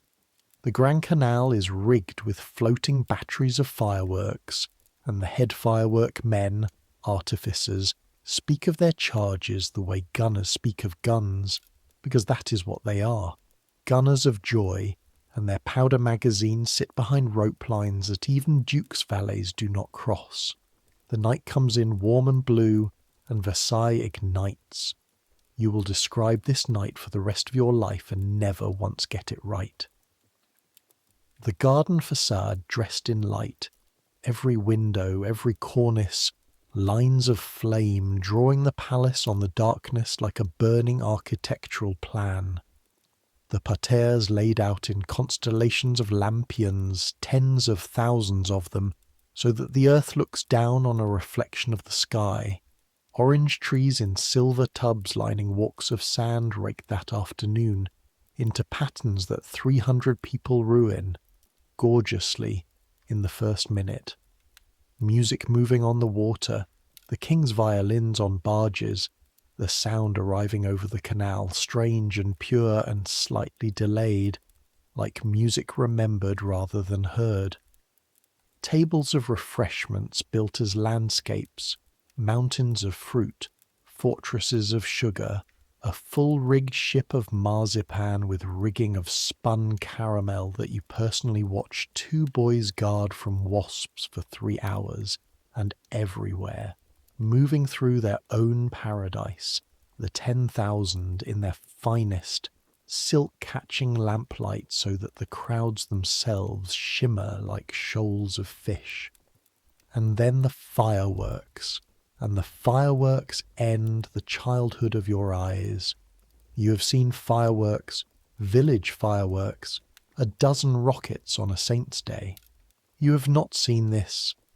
The sky over the Grand Canal broken open, salvo after salvo, chandeliers of fire, silver rains that fall and keep falling past when falling should end, set pieces mounted on the water that ignite into emblems, the interlaced double L, the sun's face in living flame, hanging over its own perfect reflection, so that heavens burn above and below, and the world is a sphere of fire with 10,000 upturned faces at its centre, and the smell of it drifting back over the crowds, sulphur and burnt paper, the smell of glory, which is the smell of gunpowder that isn't aimed at you, and the concussions coming across the water into your chest, boom, boom, boom, like the palace itself had a heart and had finally decided to let everyone hear it.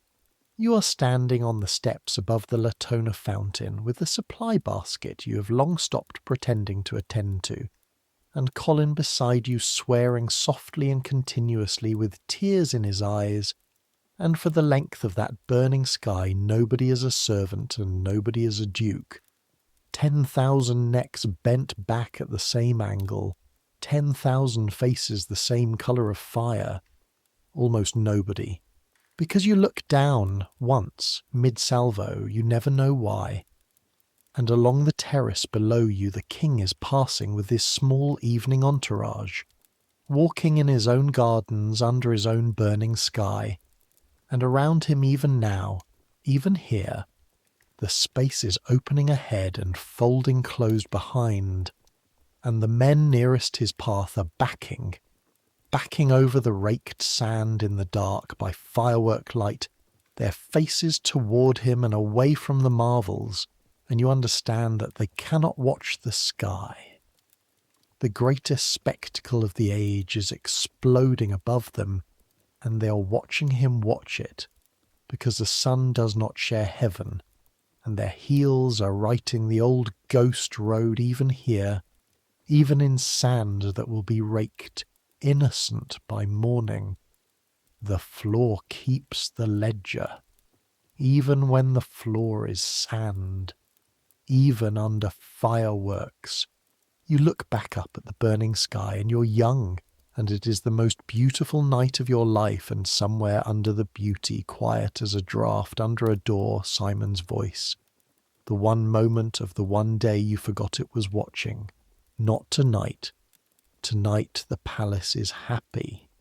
The test comes in July, and I cannot let the spring pass without showing you Easter week, because on the great feasts of the year this palace performs the strangest ceremony you will ever stand guard over, and it will rearrange what you think a king is. They call it the royal touch.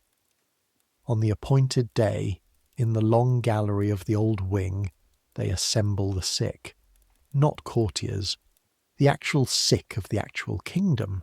Hundreds upon hundreds of them, sometimes more than 1,000, who have walked and carted and begged their way to Versailles from every province, and some from Spain and Italy, all of them suffering from the scrofula, the swelling disease of the neck that the whole of Europe has called, for 600 years, the king's evil, because the belief, old as the crown itself, is that the anointed King of France can heal it with his hands.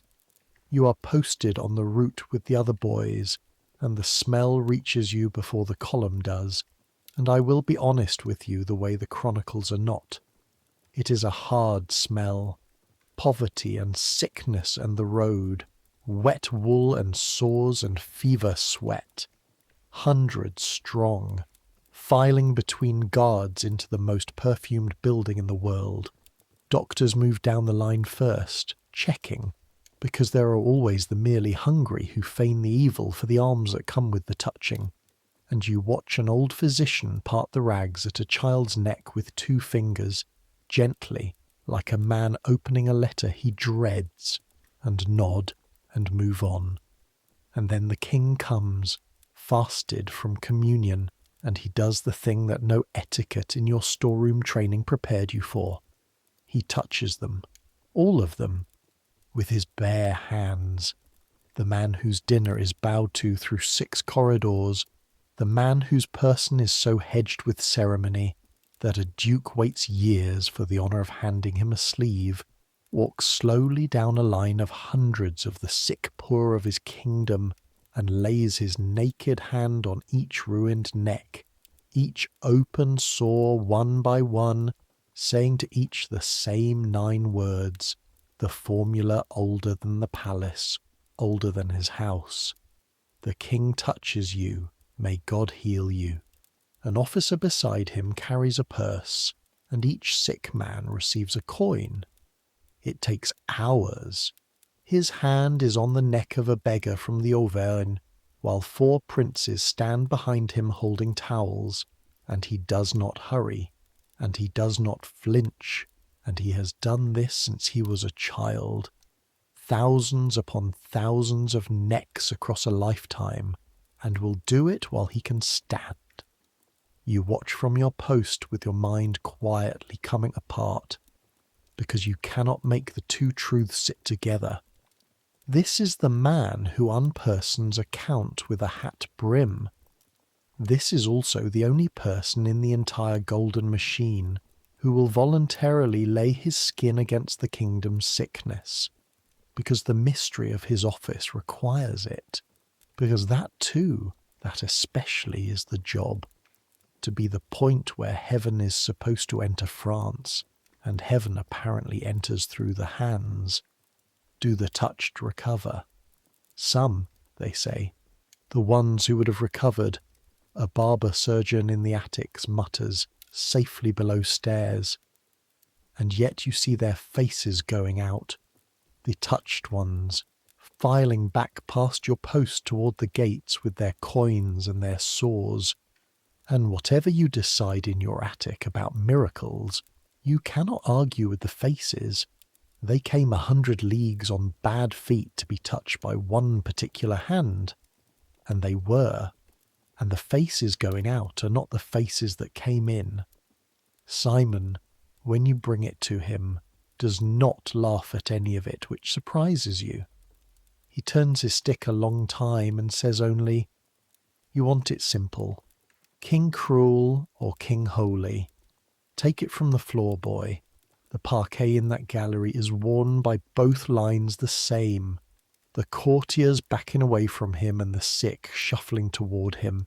Same oak, same man, that's a king. If you can hold that in one head, you will do well here. Nobody can hold it in one head. But first, summer, because you have earned a season, and I want you to live in it a little before the palace comes for you. Summer changes Versailles the way heat changes a kitchen. The court moves outward, into the gardens, onto the water. The apparatus of etiquette moves with it, adapted, portable, and you learn its field regulations, how the promenades work, the king walking his gravel avenues at a pace that is officially a stroll and practically a march, hat in constant motion, up, half up, brim touch, grading the bows of everyone he passes, how only the most senior may walk beside him, at his invitation, and there is an entire vocabulary in who is asked to accompany, and for how many minutes, and whether the king takes his arm at the steps, and how the ladies follow in wheeled chairs pushed by servants, or in the little carriages, because no one but the king seems immune to the size of these gardens, which are less gardens than a conquered province. 1,500 fountains in these years, groves like green rooms with sculpture and waterworks hidden inside them, avenues cut to the horizon, an orangery holding over 1,000 trees in silver-painted tubs that you, personally, with 11 other boys and a wheeled machine and a foreman who curses in Provençal, help trundle out into the sun each morning of May, each tub weighing as much as a cart, the trees older than the palace, older than the king, some of them, prisoners of war from the estates of a disgraced minister, because even the trees here have politics, and the water. Let me tell you about the water, because it is the great secret shame and the great secret miracle of this place at once. Versailles has no water. That is the joke God played on the Sun King. He built his paradise of fountains on a dry plateau, and so, out of sight, France fights a permanent war to bring water to this hill. Reservoirs, pumping mills, aqueducts, and finally the monster you hear about all summer from every engineer-minded servant in the attics. The machine of Marly, down on the Seine. 3 miles of hill away, 14 giant water wheels in the river driving over 200 pumps, lifting river water 500 feet up the slope through iron guts. The largest machine, men say flatly, in the world, groaning day and night, audible for miles, shaking the ground of the villages near it. All of it, all that iron and thunder, so that a fountain here can throw its plume when a king walks past. And even the monster is not enough. There is never enough. So the fountains of Versailles run on deception.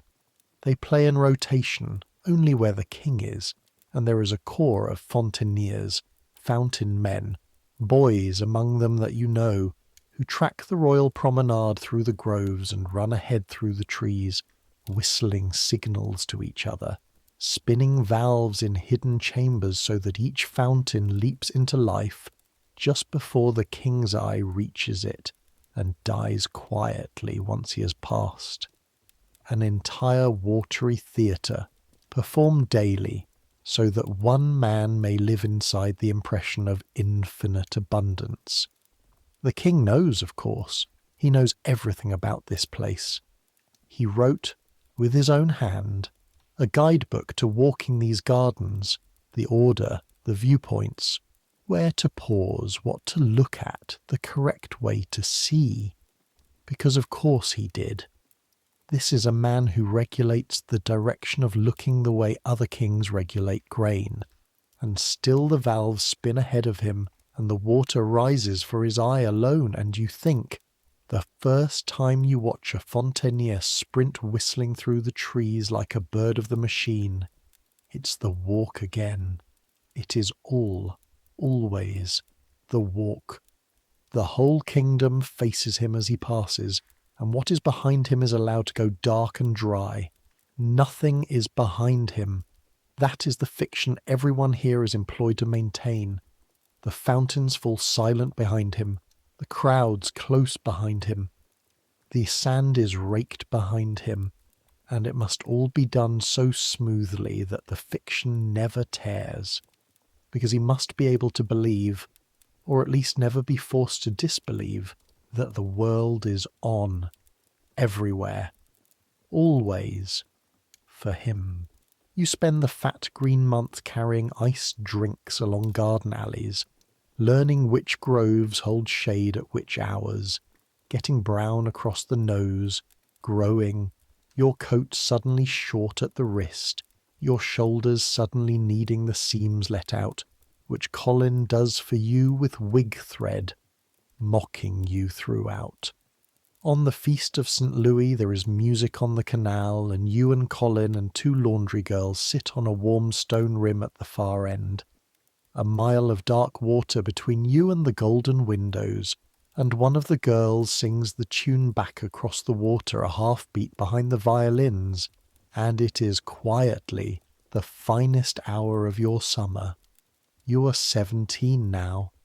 The palace has stopped being a marvel and become a country, your country, with a geography your feet know blind, which parquet creaks, which doors sulk in damp weather, which stair loses its light at dusk, and on every floor of state, invisible to visitors, plain as roads to you, the feathered strips where a century of heels has combed the oak, the ghost roads, running back from the sun.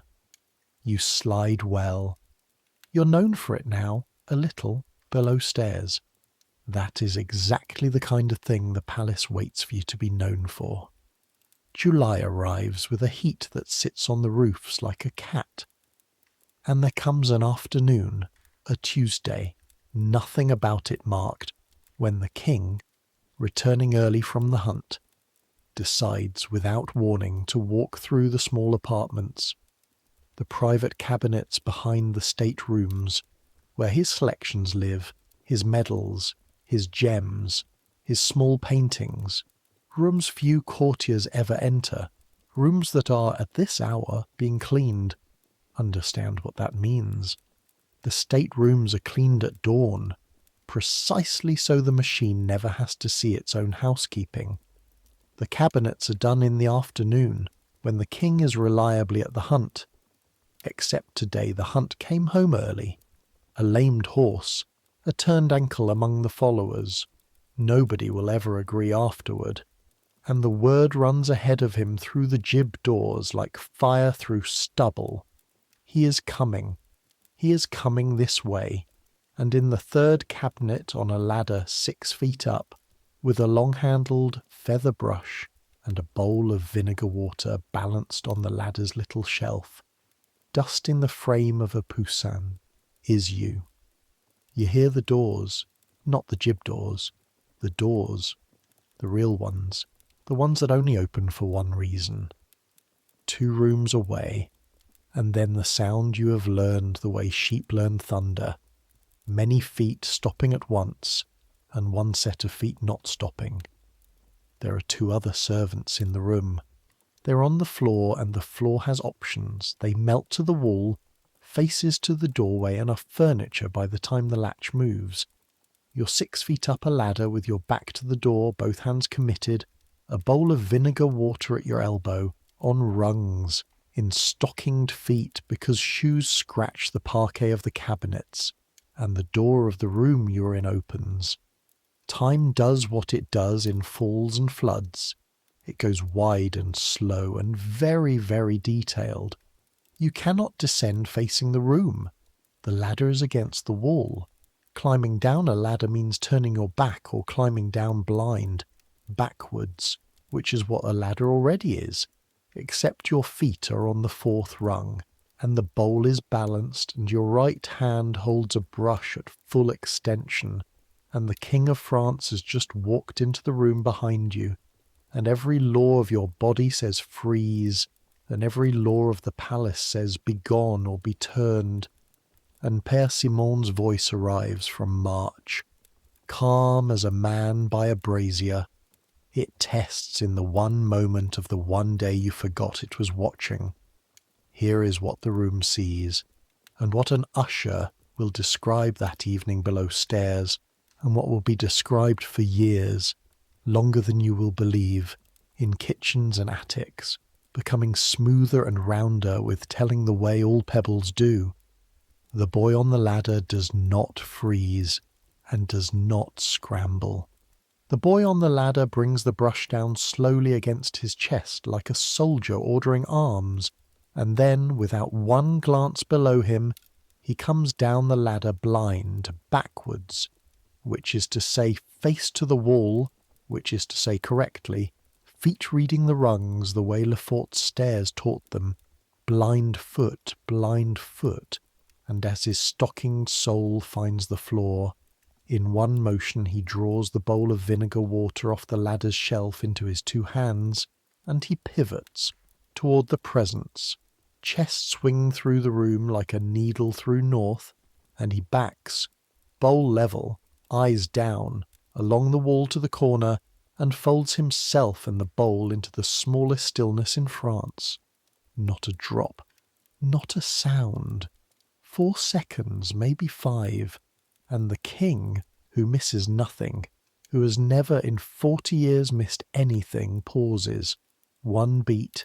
In the private wilderness of his own cabinets, amid his medals and his little gods, the King of France looks for 1 full second at a servant boy holding a bowl of vinegar water in a corner, at the wet combed-back hair and the burning ears and the stockinged feet, and says to the room, to the gentleman behind him, in the mild voice that 10,000 people spend their lives listening for, "You see, it can be done without noise," and walks on.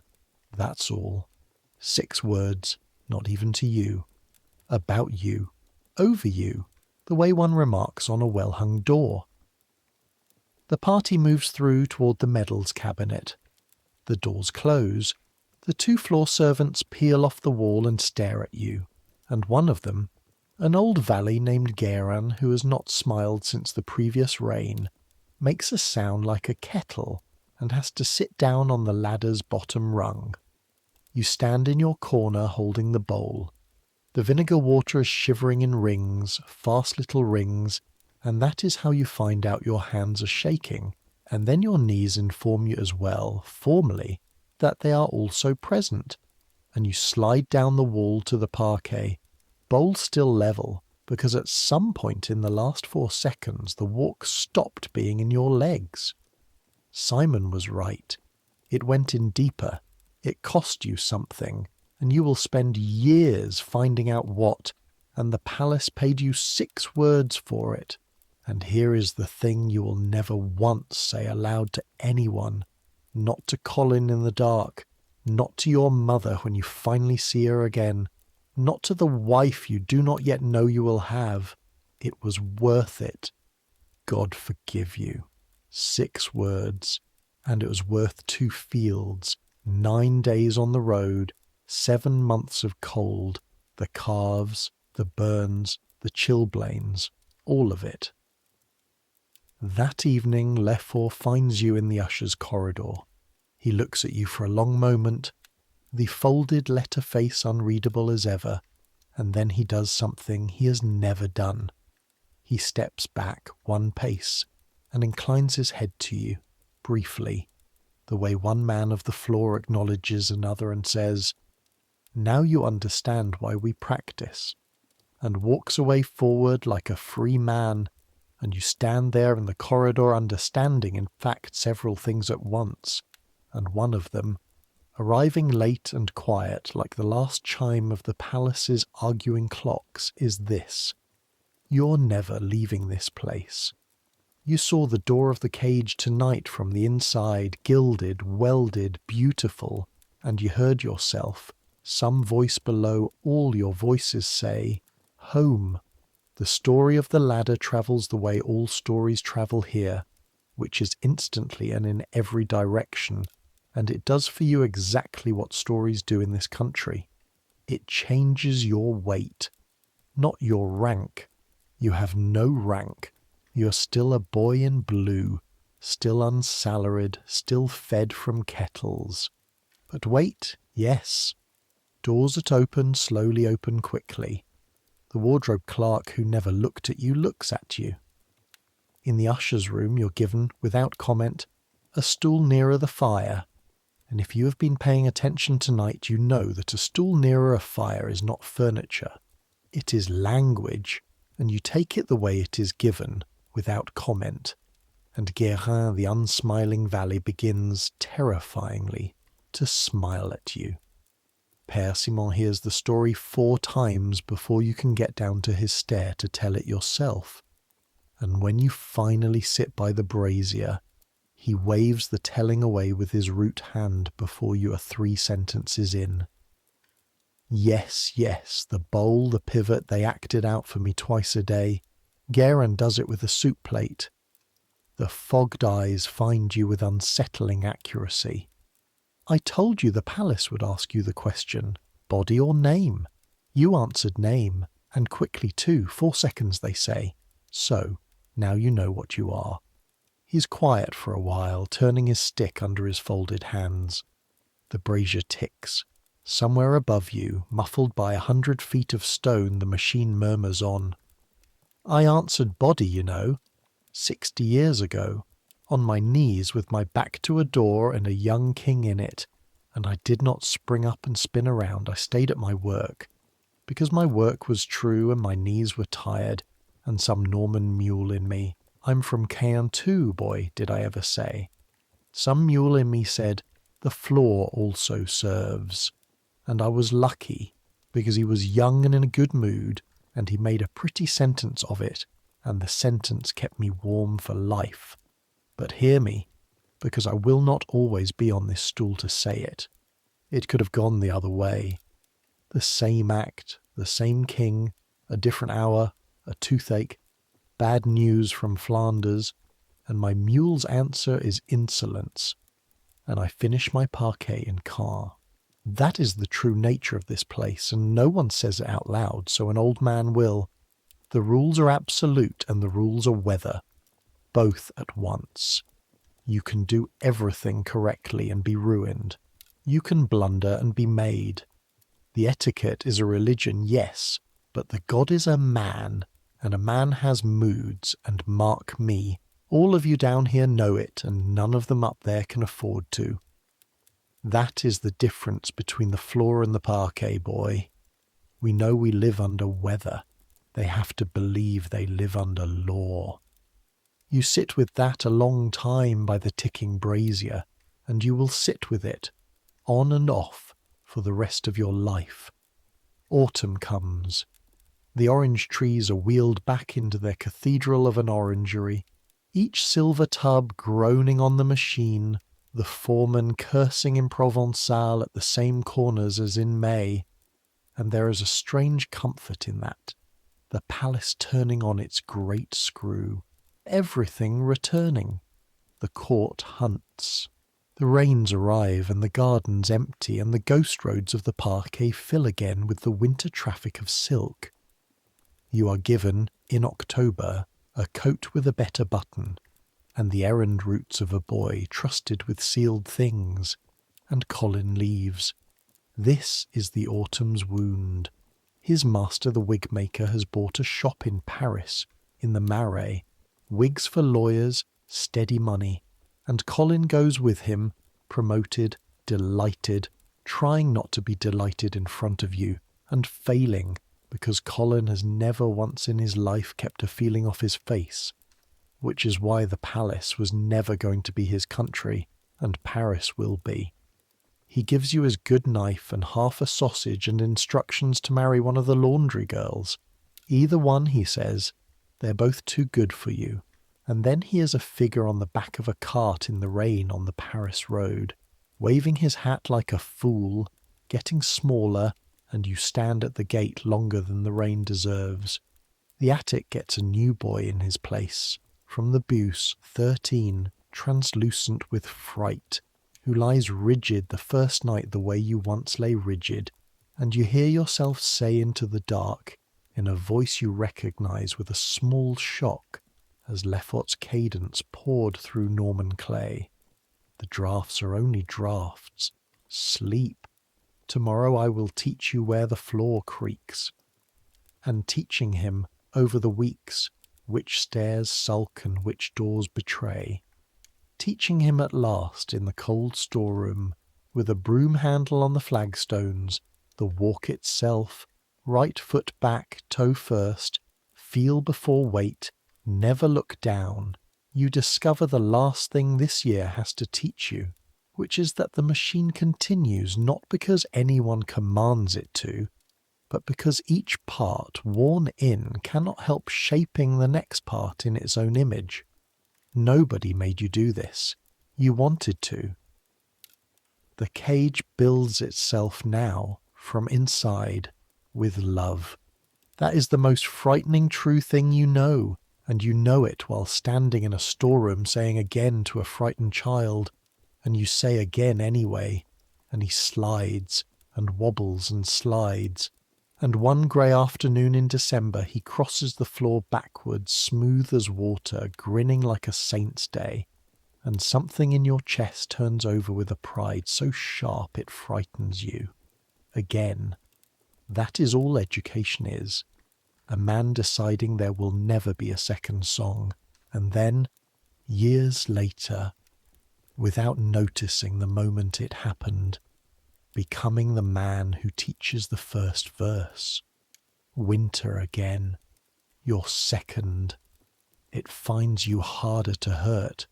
The basin ice, the chilblains, the Arctic galleries, all of it returns and none of it reaches as deep, because your body has been remade in the palace's image, calves like ship's rope, feet that read oak through leather, hands mapped with their small permanent geography of burns and splits, a spine that no longer knows how to slump, and you catch sight of yourself one evening in the staterooms, in the great gallery, on candle duty again where you began.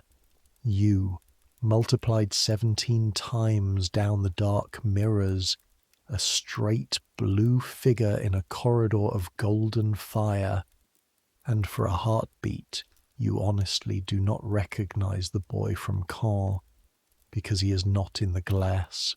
Someone else is. Someone the floor made.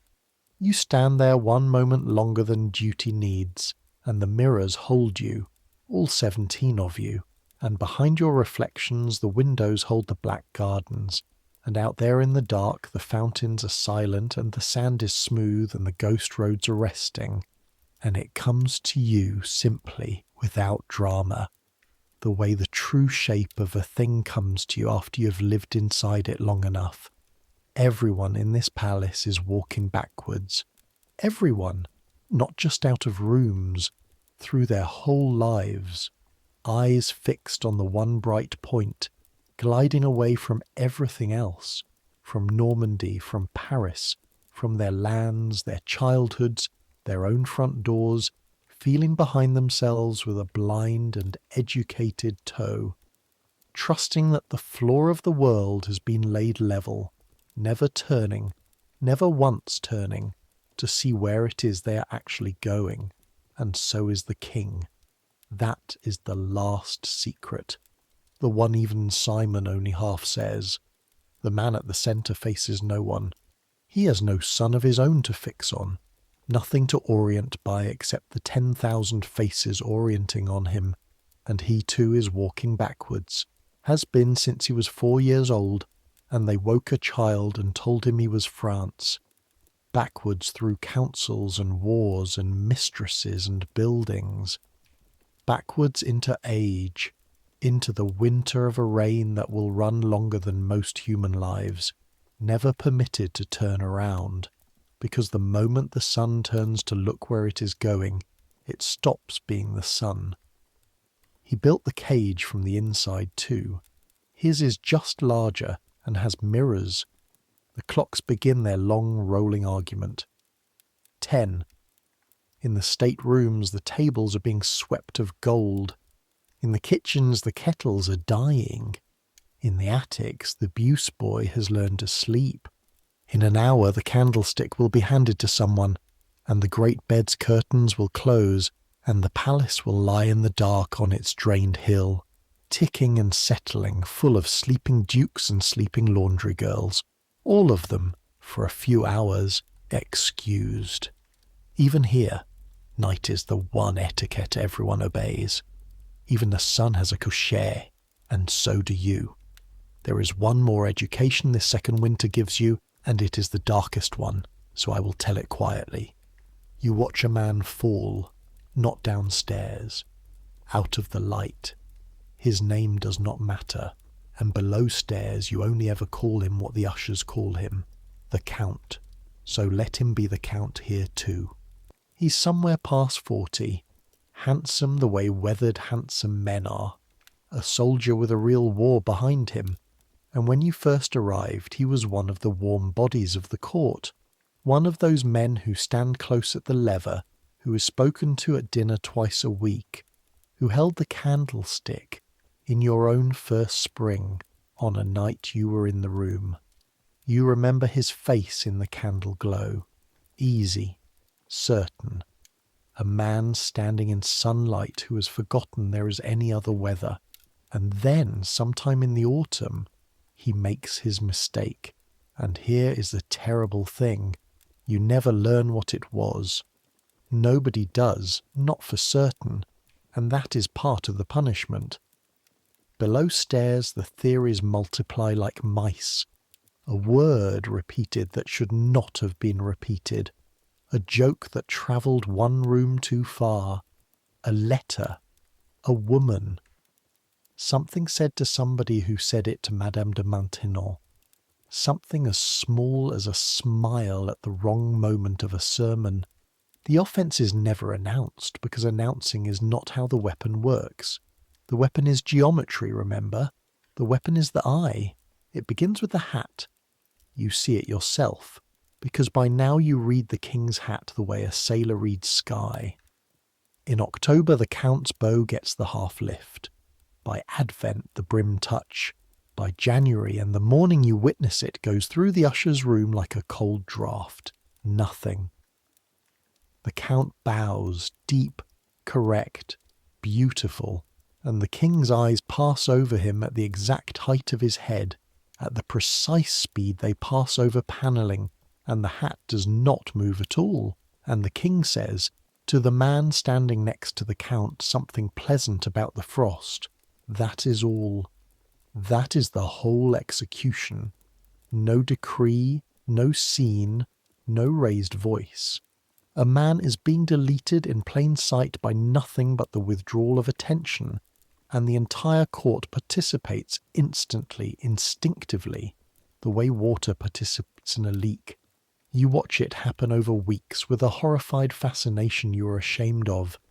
How the space around the count changes first, conversations that re-angle themselves as he approaches, circles that are always, somehow, just closing.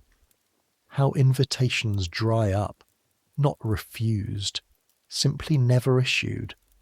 How men who owed him money begin to bow to him fractionally less deeply, because the depth of a bow is a market price, and the market has repriced him. How he starts arriving earlier and earlier at the lever, standing closer and closer to the front, laughing a little too readily at things that are a little less funny, and how that eagerness itself becomes evidence against him, because need is the one perfume this court can smell through any amount of orange blossom, and the servants withdraw too. That is the part that keeps you awake, not out of cruelty, out of accounting. A boy in blue who runs errands for a falling man is spending his own small weight on a sinking cargo, and everyone below stairs knows the arithmetic, and one afternoon in February the count stops you personally, in the marble corridor with the broken window, and asks you courteously, a great lord to a servant boy, to carry a note to a certain gentleman of the bedchamber, and stands there holding it out, and you look at the folded paper, and you understand with total clarity that you are being asked to lend a drowning man your hand while standing on ice yourself. You take the note. You want that recorded, whatever else is said about you at the end of things. You took the note, and you carried it. And the gentleman of the bedchamber read the address, looked at you for one long, filing, remembering moment, and dropped it unopened in the fire, and said, not unkindly, which made it worse, "You're the ladder boy, aren't you? Learn faster." You never tell Lefort. You are fairly sure Lefort knows within the hour anyway, because Lefort knows everything, and he never says a word about it, and you decide, years later, that the silence was the closest thing to approval he could afford to give. In March, the Count asks leave to retire to his estates for his health, which is the formula, everyone knows the formula, it is the sentence in its polite form, and leave is graciously granted, which is the confirmation. You are on the morning shift the day he goes. There is no ceremony for leaving Versailles forever. That is the point of it. The machine marks arrivals with trumpets and departures with nothing at all. Just a plain travelling coach in the grey of the forecourt, a valet strapping cases, thin rain. The Count comes down the steps in travelling clothes, and he looks smaller out of silk, the way soldiers look smaller out of armour, and at the bottom of the steps he stops and turns and looks up at the palace for a long moment. The whole honey-coloured cliff of it, with its 2,000 windows, and every window blind with rain, and nobody watching him at all except one servant boy holding somebody else's firewood. And then the Count does the thing you will carry to your grave. He bows to it, to the building, a full court reverence, hat sweeping the wet gravel, the deepest and most perfect bow you've ever seen him make, better than anything he ever offered in the staterooms, wasted, magnificent, on stone and rain and one witness, and he holds it a beat too long, the way you hold a bow to a king. And then he straightens and gets into the coach face first, forward like a free man, and something about that, the ordinary forwardness of it, undoes you more than the bow did. The coach pulls away down the avenue. The rain closes behind it like the crowd behind the king. That evening you go down to Simon's Stair without knowing why until you are sitting there, and the old man listens to all of it, the hat, the note, the bow in the rain, and is silent so long you think he has drifted off, and then he says, "Now you have seen the whole animal. The fets are its feathers. That was its teeth." He shifts his grip on the stick, and you carried the note. Good. No, don't argue. I said good, and I am old, and it stands. Hear the last lesson, boy, the one I've been saving until you are sad enough to hold it. The walk we teach, the sliding, the facing, the never turning. It is a lie, and you know it is a lie. Everyone who does it well knows, and still. There is a way to do a false thing truly. There is a way to face the sun all day for your bread, and still, once in a corridor, take the note. They will own your heels, boy. That was the price of the door, and your father paid it. The direction of your feet is theirs. He taps your chest once with the head of the stick, light as a moth. This they only get if you hand it over. Most do. It's warmer that way. Try not to. You climb to the attic very late that night, past the draught on the fourth turning, and you lie in the dark doing the sums a 17-year-old does after such a day, and they do not come out even, and they never will, and that, you will eventually decide, is the correct answer. The palace does not pause for any of it naturally. The Count's apartment, 2 cold rooms he waited 9 years for, is reassigned within the week, and the man who gets it gives a small supper to celebrate, and the ushers who attend say it was very gay. The machine turns, the lever at 7, the hat rising and falling like a tide gauge, measuring everyone, and you at your wall with your folded linen, adequate, unremarked, watching the bright water close over where a man used to be, and holding somewhere behind your correct and empty face, in the place they only get if you hand it over, the picture of a full court beau given to a building in the rain. But wait, before I let you sleep, I owe you a day I skipped. I saved it on purpose, the way you save the best coal for the coldest night, because it is the single greatest performance of the backwards art you will ever witness in your life, and it deserves to be told whole. Let me take you back to May of that first year, between the Fate and the Ladder, to the day the Doge of Genoa came to Versailles to apologise. You need the background quickly, the way you got it, in scraps from ushers and pages. Genoa, the proud sea republic, had displeased the king, building galleys for Spain, and the year before French warships had appeared before Genoa and bombarded it. Thousands upon thousands of exploding shells falling on a city of marble palaces until whole quarters were rubble and fire. And then France set its price for peace, and the price was not gold. The price was this: that the Doge of Genoa, the elected prince of the Republic, should come in person to Versailles with 4 of his senators and apologise, publicly, in the Hall of Mirrors. Understand the enormity. By Genoa's own sacred law, a Doge may never leave the city during his term. The office dies if he does. So France required in effect that Genoa break its own constitution as part of the apology, and Genoa, with the rubble still warm, agreed, and the whole affair was designed, every inch of it, by the Department of Wonders as theatre with one message for every court in Europe. This is what it cost to displease France, the 15th of May. You're on duty in the gallery from before dawn, and by mid-morning the greatest room in Europe is packed as you will never see it again. Courtiers standing on benches, standing on window ledges, ladies mounted on tabourets they would duel for the right to sit on, thousands of people walling a lane of open parquet that runs the full 240 feet, from the doors to the far end, where, on a silver-railed dais, raised, alone, under Lebrun's painted victories, the king sits on a throne with the whole mirrored wall behind him multiplying the light of 17 windows, so that the man is framed in fire and glass and his own ceiling of triumphs, and everything, absolutely everything, has been arranged so that from the doorway he looks less like a person than a destination. And into that at the far end, small in the way a ship is small on a horizon, the Doge. An old man, Genoese crimson velvet cap of state, 4 senators in black behind him like punctuation.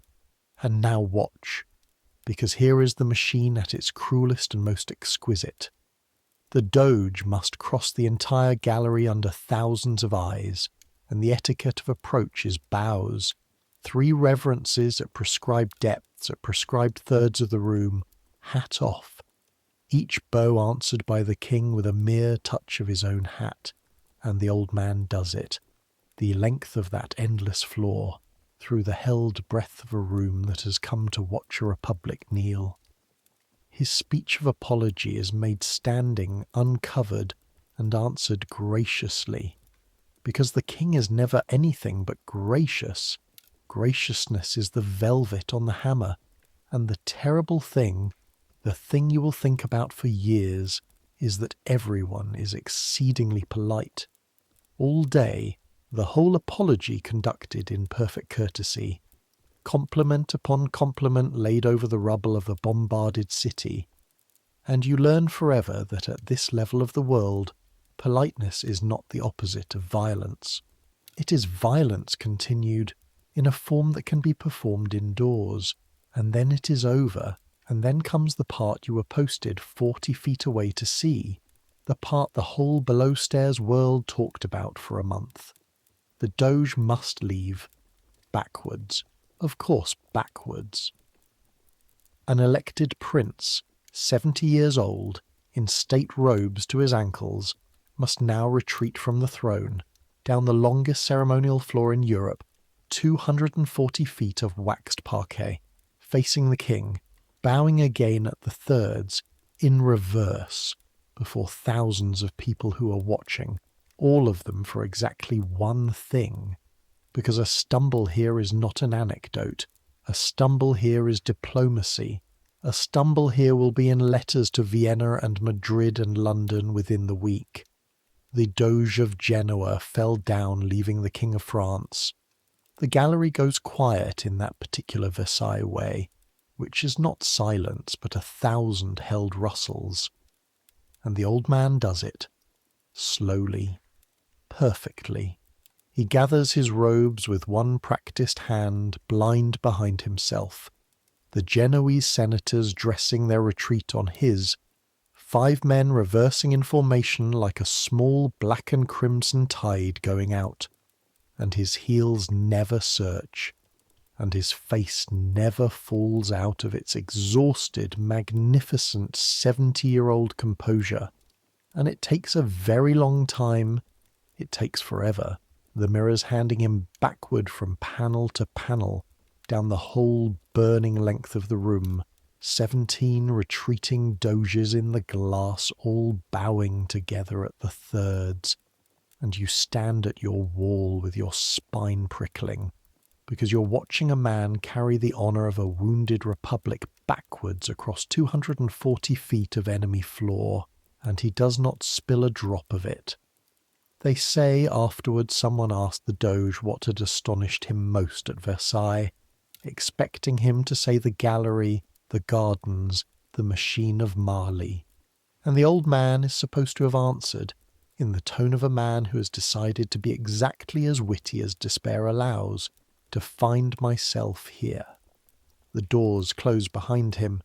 The room exhales into roar, and Père Simon, when you tell him all of it that evening, every bough, every foot of it, nods for a long time over his stick and says the sentence you will remember at odd moments for the rest of your life. Polishing floors of your own by then, training boys of your own. You see now, it is never only a walk. It is the account books of nations written with the heels. Genoa paid in steps what it could not pay in ships, and they will rake the sand behind him and wax the floor behind him, and by Tuesday the parquet will show nothing at all. The fogged eyes glitter once torchlight on frost, but the floor keeps the ledger, boy. Somewhere under the wax that walk is written. It is all written, every retreat ever made in this house, from the first. And some nights, when the palace is empty and the last candle is out, I think the floor reads itself back its ledger in the dark, all those thousands of miles of backing away, and I think even the floor cannot decide whether what it remembers is grace or fear, or whether in this house there was ever once a difference. He taps the flagstones twice with his stick, gently, the way you'd soothe a horse. Now go up. You have a lever at 7. And now, at last, the night I have been saving you for, come back to where we left you. December of the 2nd year, the gallery, candle duty done, the palace folding itself down toward midnight. Because this is where we say good night, and I want to do it properly, the way the palace does everything. You climb the north wall stair for the 700th time. Your hand knows the greasy rope without looking. Fourth turning, the draught that lives there brushes your cheek like a cold acquaintance, and you say nothing to it, and it says nothing to you, old neighbours now. The attic corridor is settling into its nighttime self. A cough behind one half door, a murmured prayer behind another. The baby that cried all last winter now a fat silent sleeper somewhere under the 3rd dormer. The whole village under the roof banking its fires.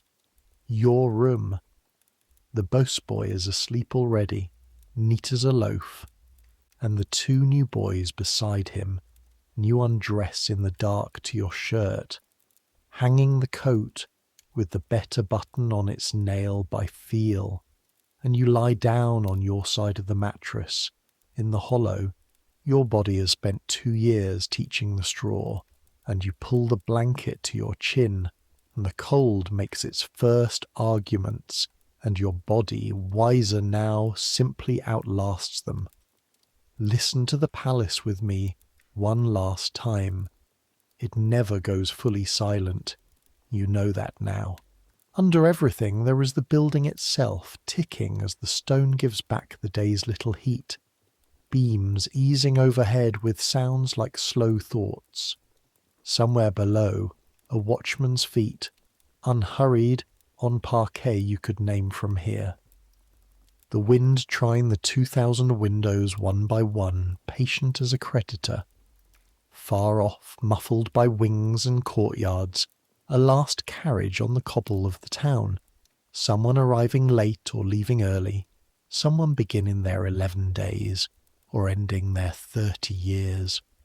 And under it all, if the night is very still, and the wind comes from the west, the thing the old servants swear by, and the young ones pretend not to hear, the machine of Marley, 3 miles away, groaning river water uphill in the dark, the heartbeat of the fountains, thudding on through the night for no one, so that tomorrow the water will be there when the eye of the king requires it.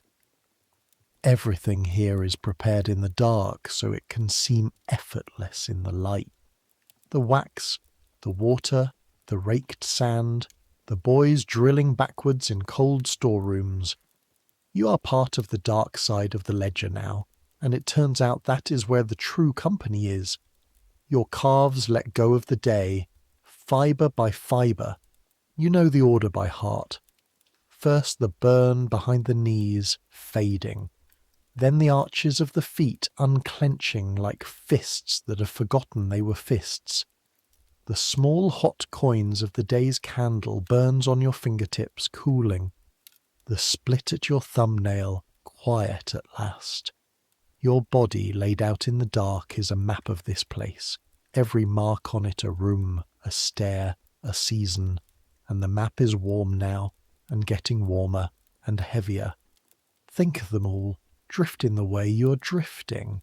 The king in the great bed behind the gilded rail, curtains drawn, the first valet on the folding cot at his feet, the candlestick handed and returned, the last ceremony done.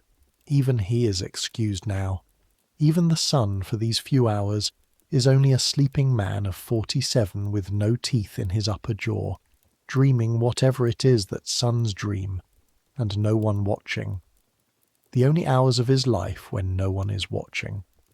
Lefort in his narrow room off the usher's corridor, boots squared at the foot of his bed, 31 years of floors folded up neat inside him, sleeping the way he does everything correctly. Père Simon by his banked brazier, wrapped in his 2 coats, keeping company with 60 years of footsteps only he can still hear. Colin in Paris, in the Marais, sleeping under a shop full of lawyers' wigs, dreaming loudly, no doubt, with his whole face, the way he does everything. The laundry girls, the fountain boys, the firelighters who will be up before anyone, the 10,000, all of them laid down in their 10,000 unequal beds, the dukes under damask and the boys under blankets like yours. And here is the secret the attics know and the staterooms never will. At this hour there is no rank. Sleep is the one room everyone enters the same way, and no one has ever once had to leave it backwards. You can let go of the day now. Let the lever go, and the folded linen, and the 11 sliding steps. Let the gallery go, all 17 of you, back into the dark glass where reflections rest. Let the ghost roads go quiet in the oak, the ledger closed for the night, the wax healing over the day's 10,000 heels. Let the fountain sleep dry, and the sand lie smooth, and the orange trees stand breathing in their dark cathedral, and the broken window in the marble corridor go on being nobody's window until morning. You're warm enough now, fed enough, safe enough. You have a roof, and a trade of a strange kind, and a boy from the Buse who slides across cold flagstones grinning because you taught him, and an old man by a brazier who saved his best sentences for you. That's more than you carried up the Paris road. That's more than most. That's enough. Tomorrow there will be bells at 7, and cold water, and the long argument of the clocks. Tomorrow there will be doors and linen and stairs taken blind, foot by educated foot. Tomorrow the whole golden machine will wake and stretch and begin again to face the sun. But that's tomorrow, the same as yesterday, the same as the day the Doge crossed the gallery, the same as all the days stretching out ahead of you, down the long mirrored corridor of a reign that will outlast almost everyone now sleeping under this roof. Right now there is only this, the blanket at your chin, the slow breathing of boys, the building ticking like a great clock winding down, the far heartbeat of iron and water in the dark. Centuries will pass. The court you serve will dissolve like breath off a mirror. The etiquette that rules every waking hour of 10,000 lives will come to seem, to your descendants, like a fever dream, a story about people who walked backwards out of rooms, and they will laugh, and they will be wrong to laugh, because they will have their own sons and their own ways of never turning around, and most of them will notice it exactly as often as the courtiers did, which is never. The palace itself will stand. The mirrors you polished will hang in their arches while the world changes language outside the windows. Kings will leave. Crowds will come. One day, on the floor of that same gallery, under Lebrun's same painted ceiling, men will sign the ends of wars that haven't been imagined yet. And every single day, for centuries, feet will cross the parquet, millions upon millions of them wearing the oak pale, walking forward, all of them forward, free as water, not one of them knowing what the grain beneath their shoes remembers. But people will still do what you're doing now, still lie down tired at the end of a long day of small duties, done as well as they could be done, still listen to a building settle, still let their hands uncurl and their thoughts slow, and the day slide off them like a coat onto a nail. Some things don't change. The need for rest at the end of it all, that doesn't change. So let it come. Let sleep take you the way the tide took the Doge down that long bright floor. Slowly, with honour, facing the light the whole way out. Let the noise quiet. Let the palace fade. Let your thoughts slow and soften and finally stop. You held your position. You kept your face. You never gave them a story, or rather you gave them only the one worth telling. You've earned this rest. Take it, and dream of whatever dreams may come. Good night.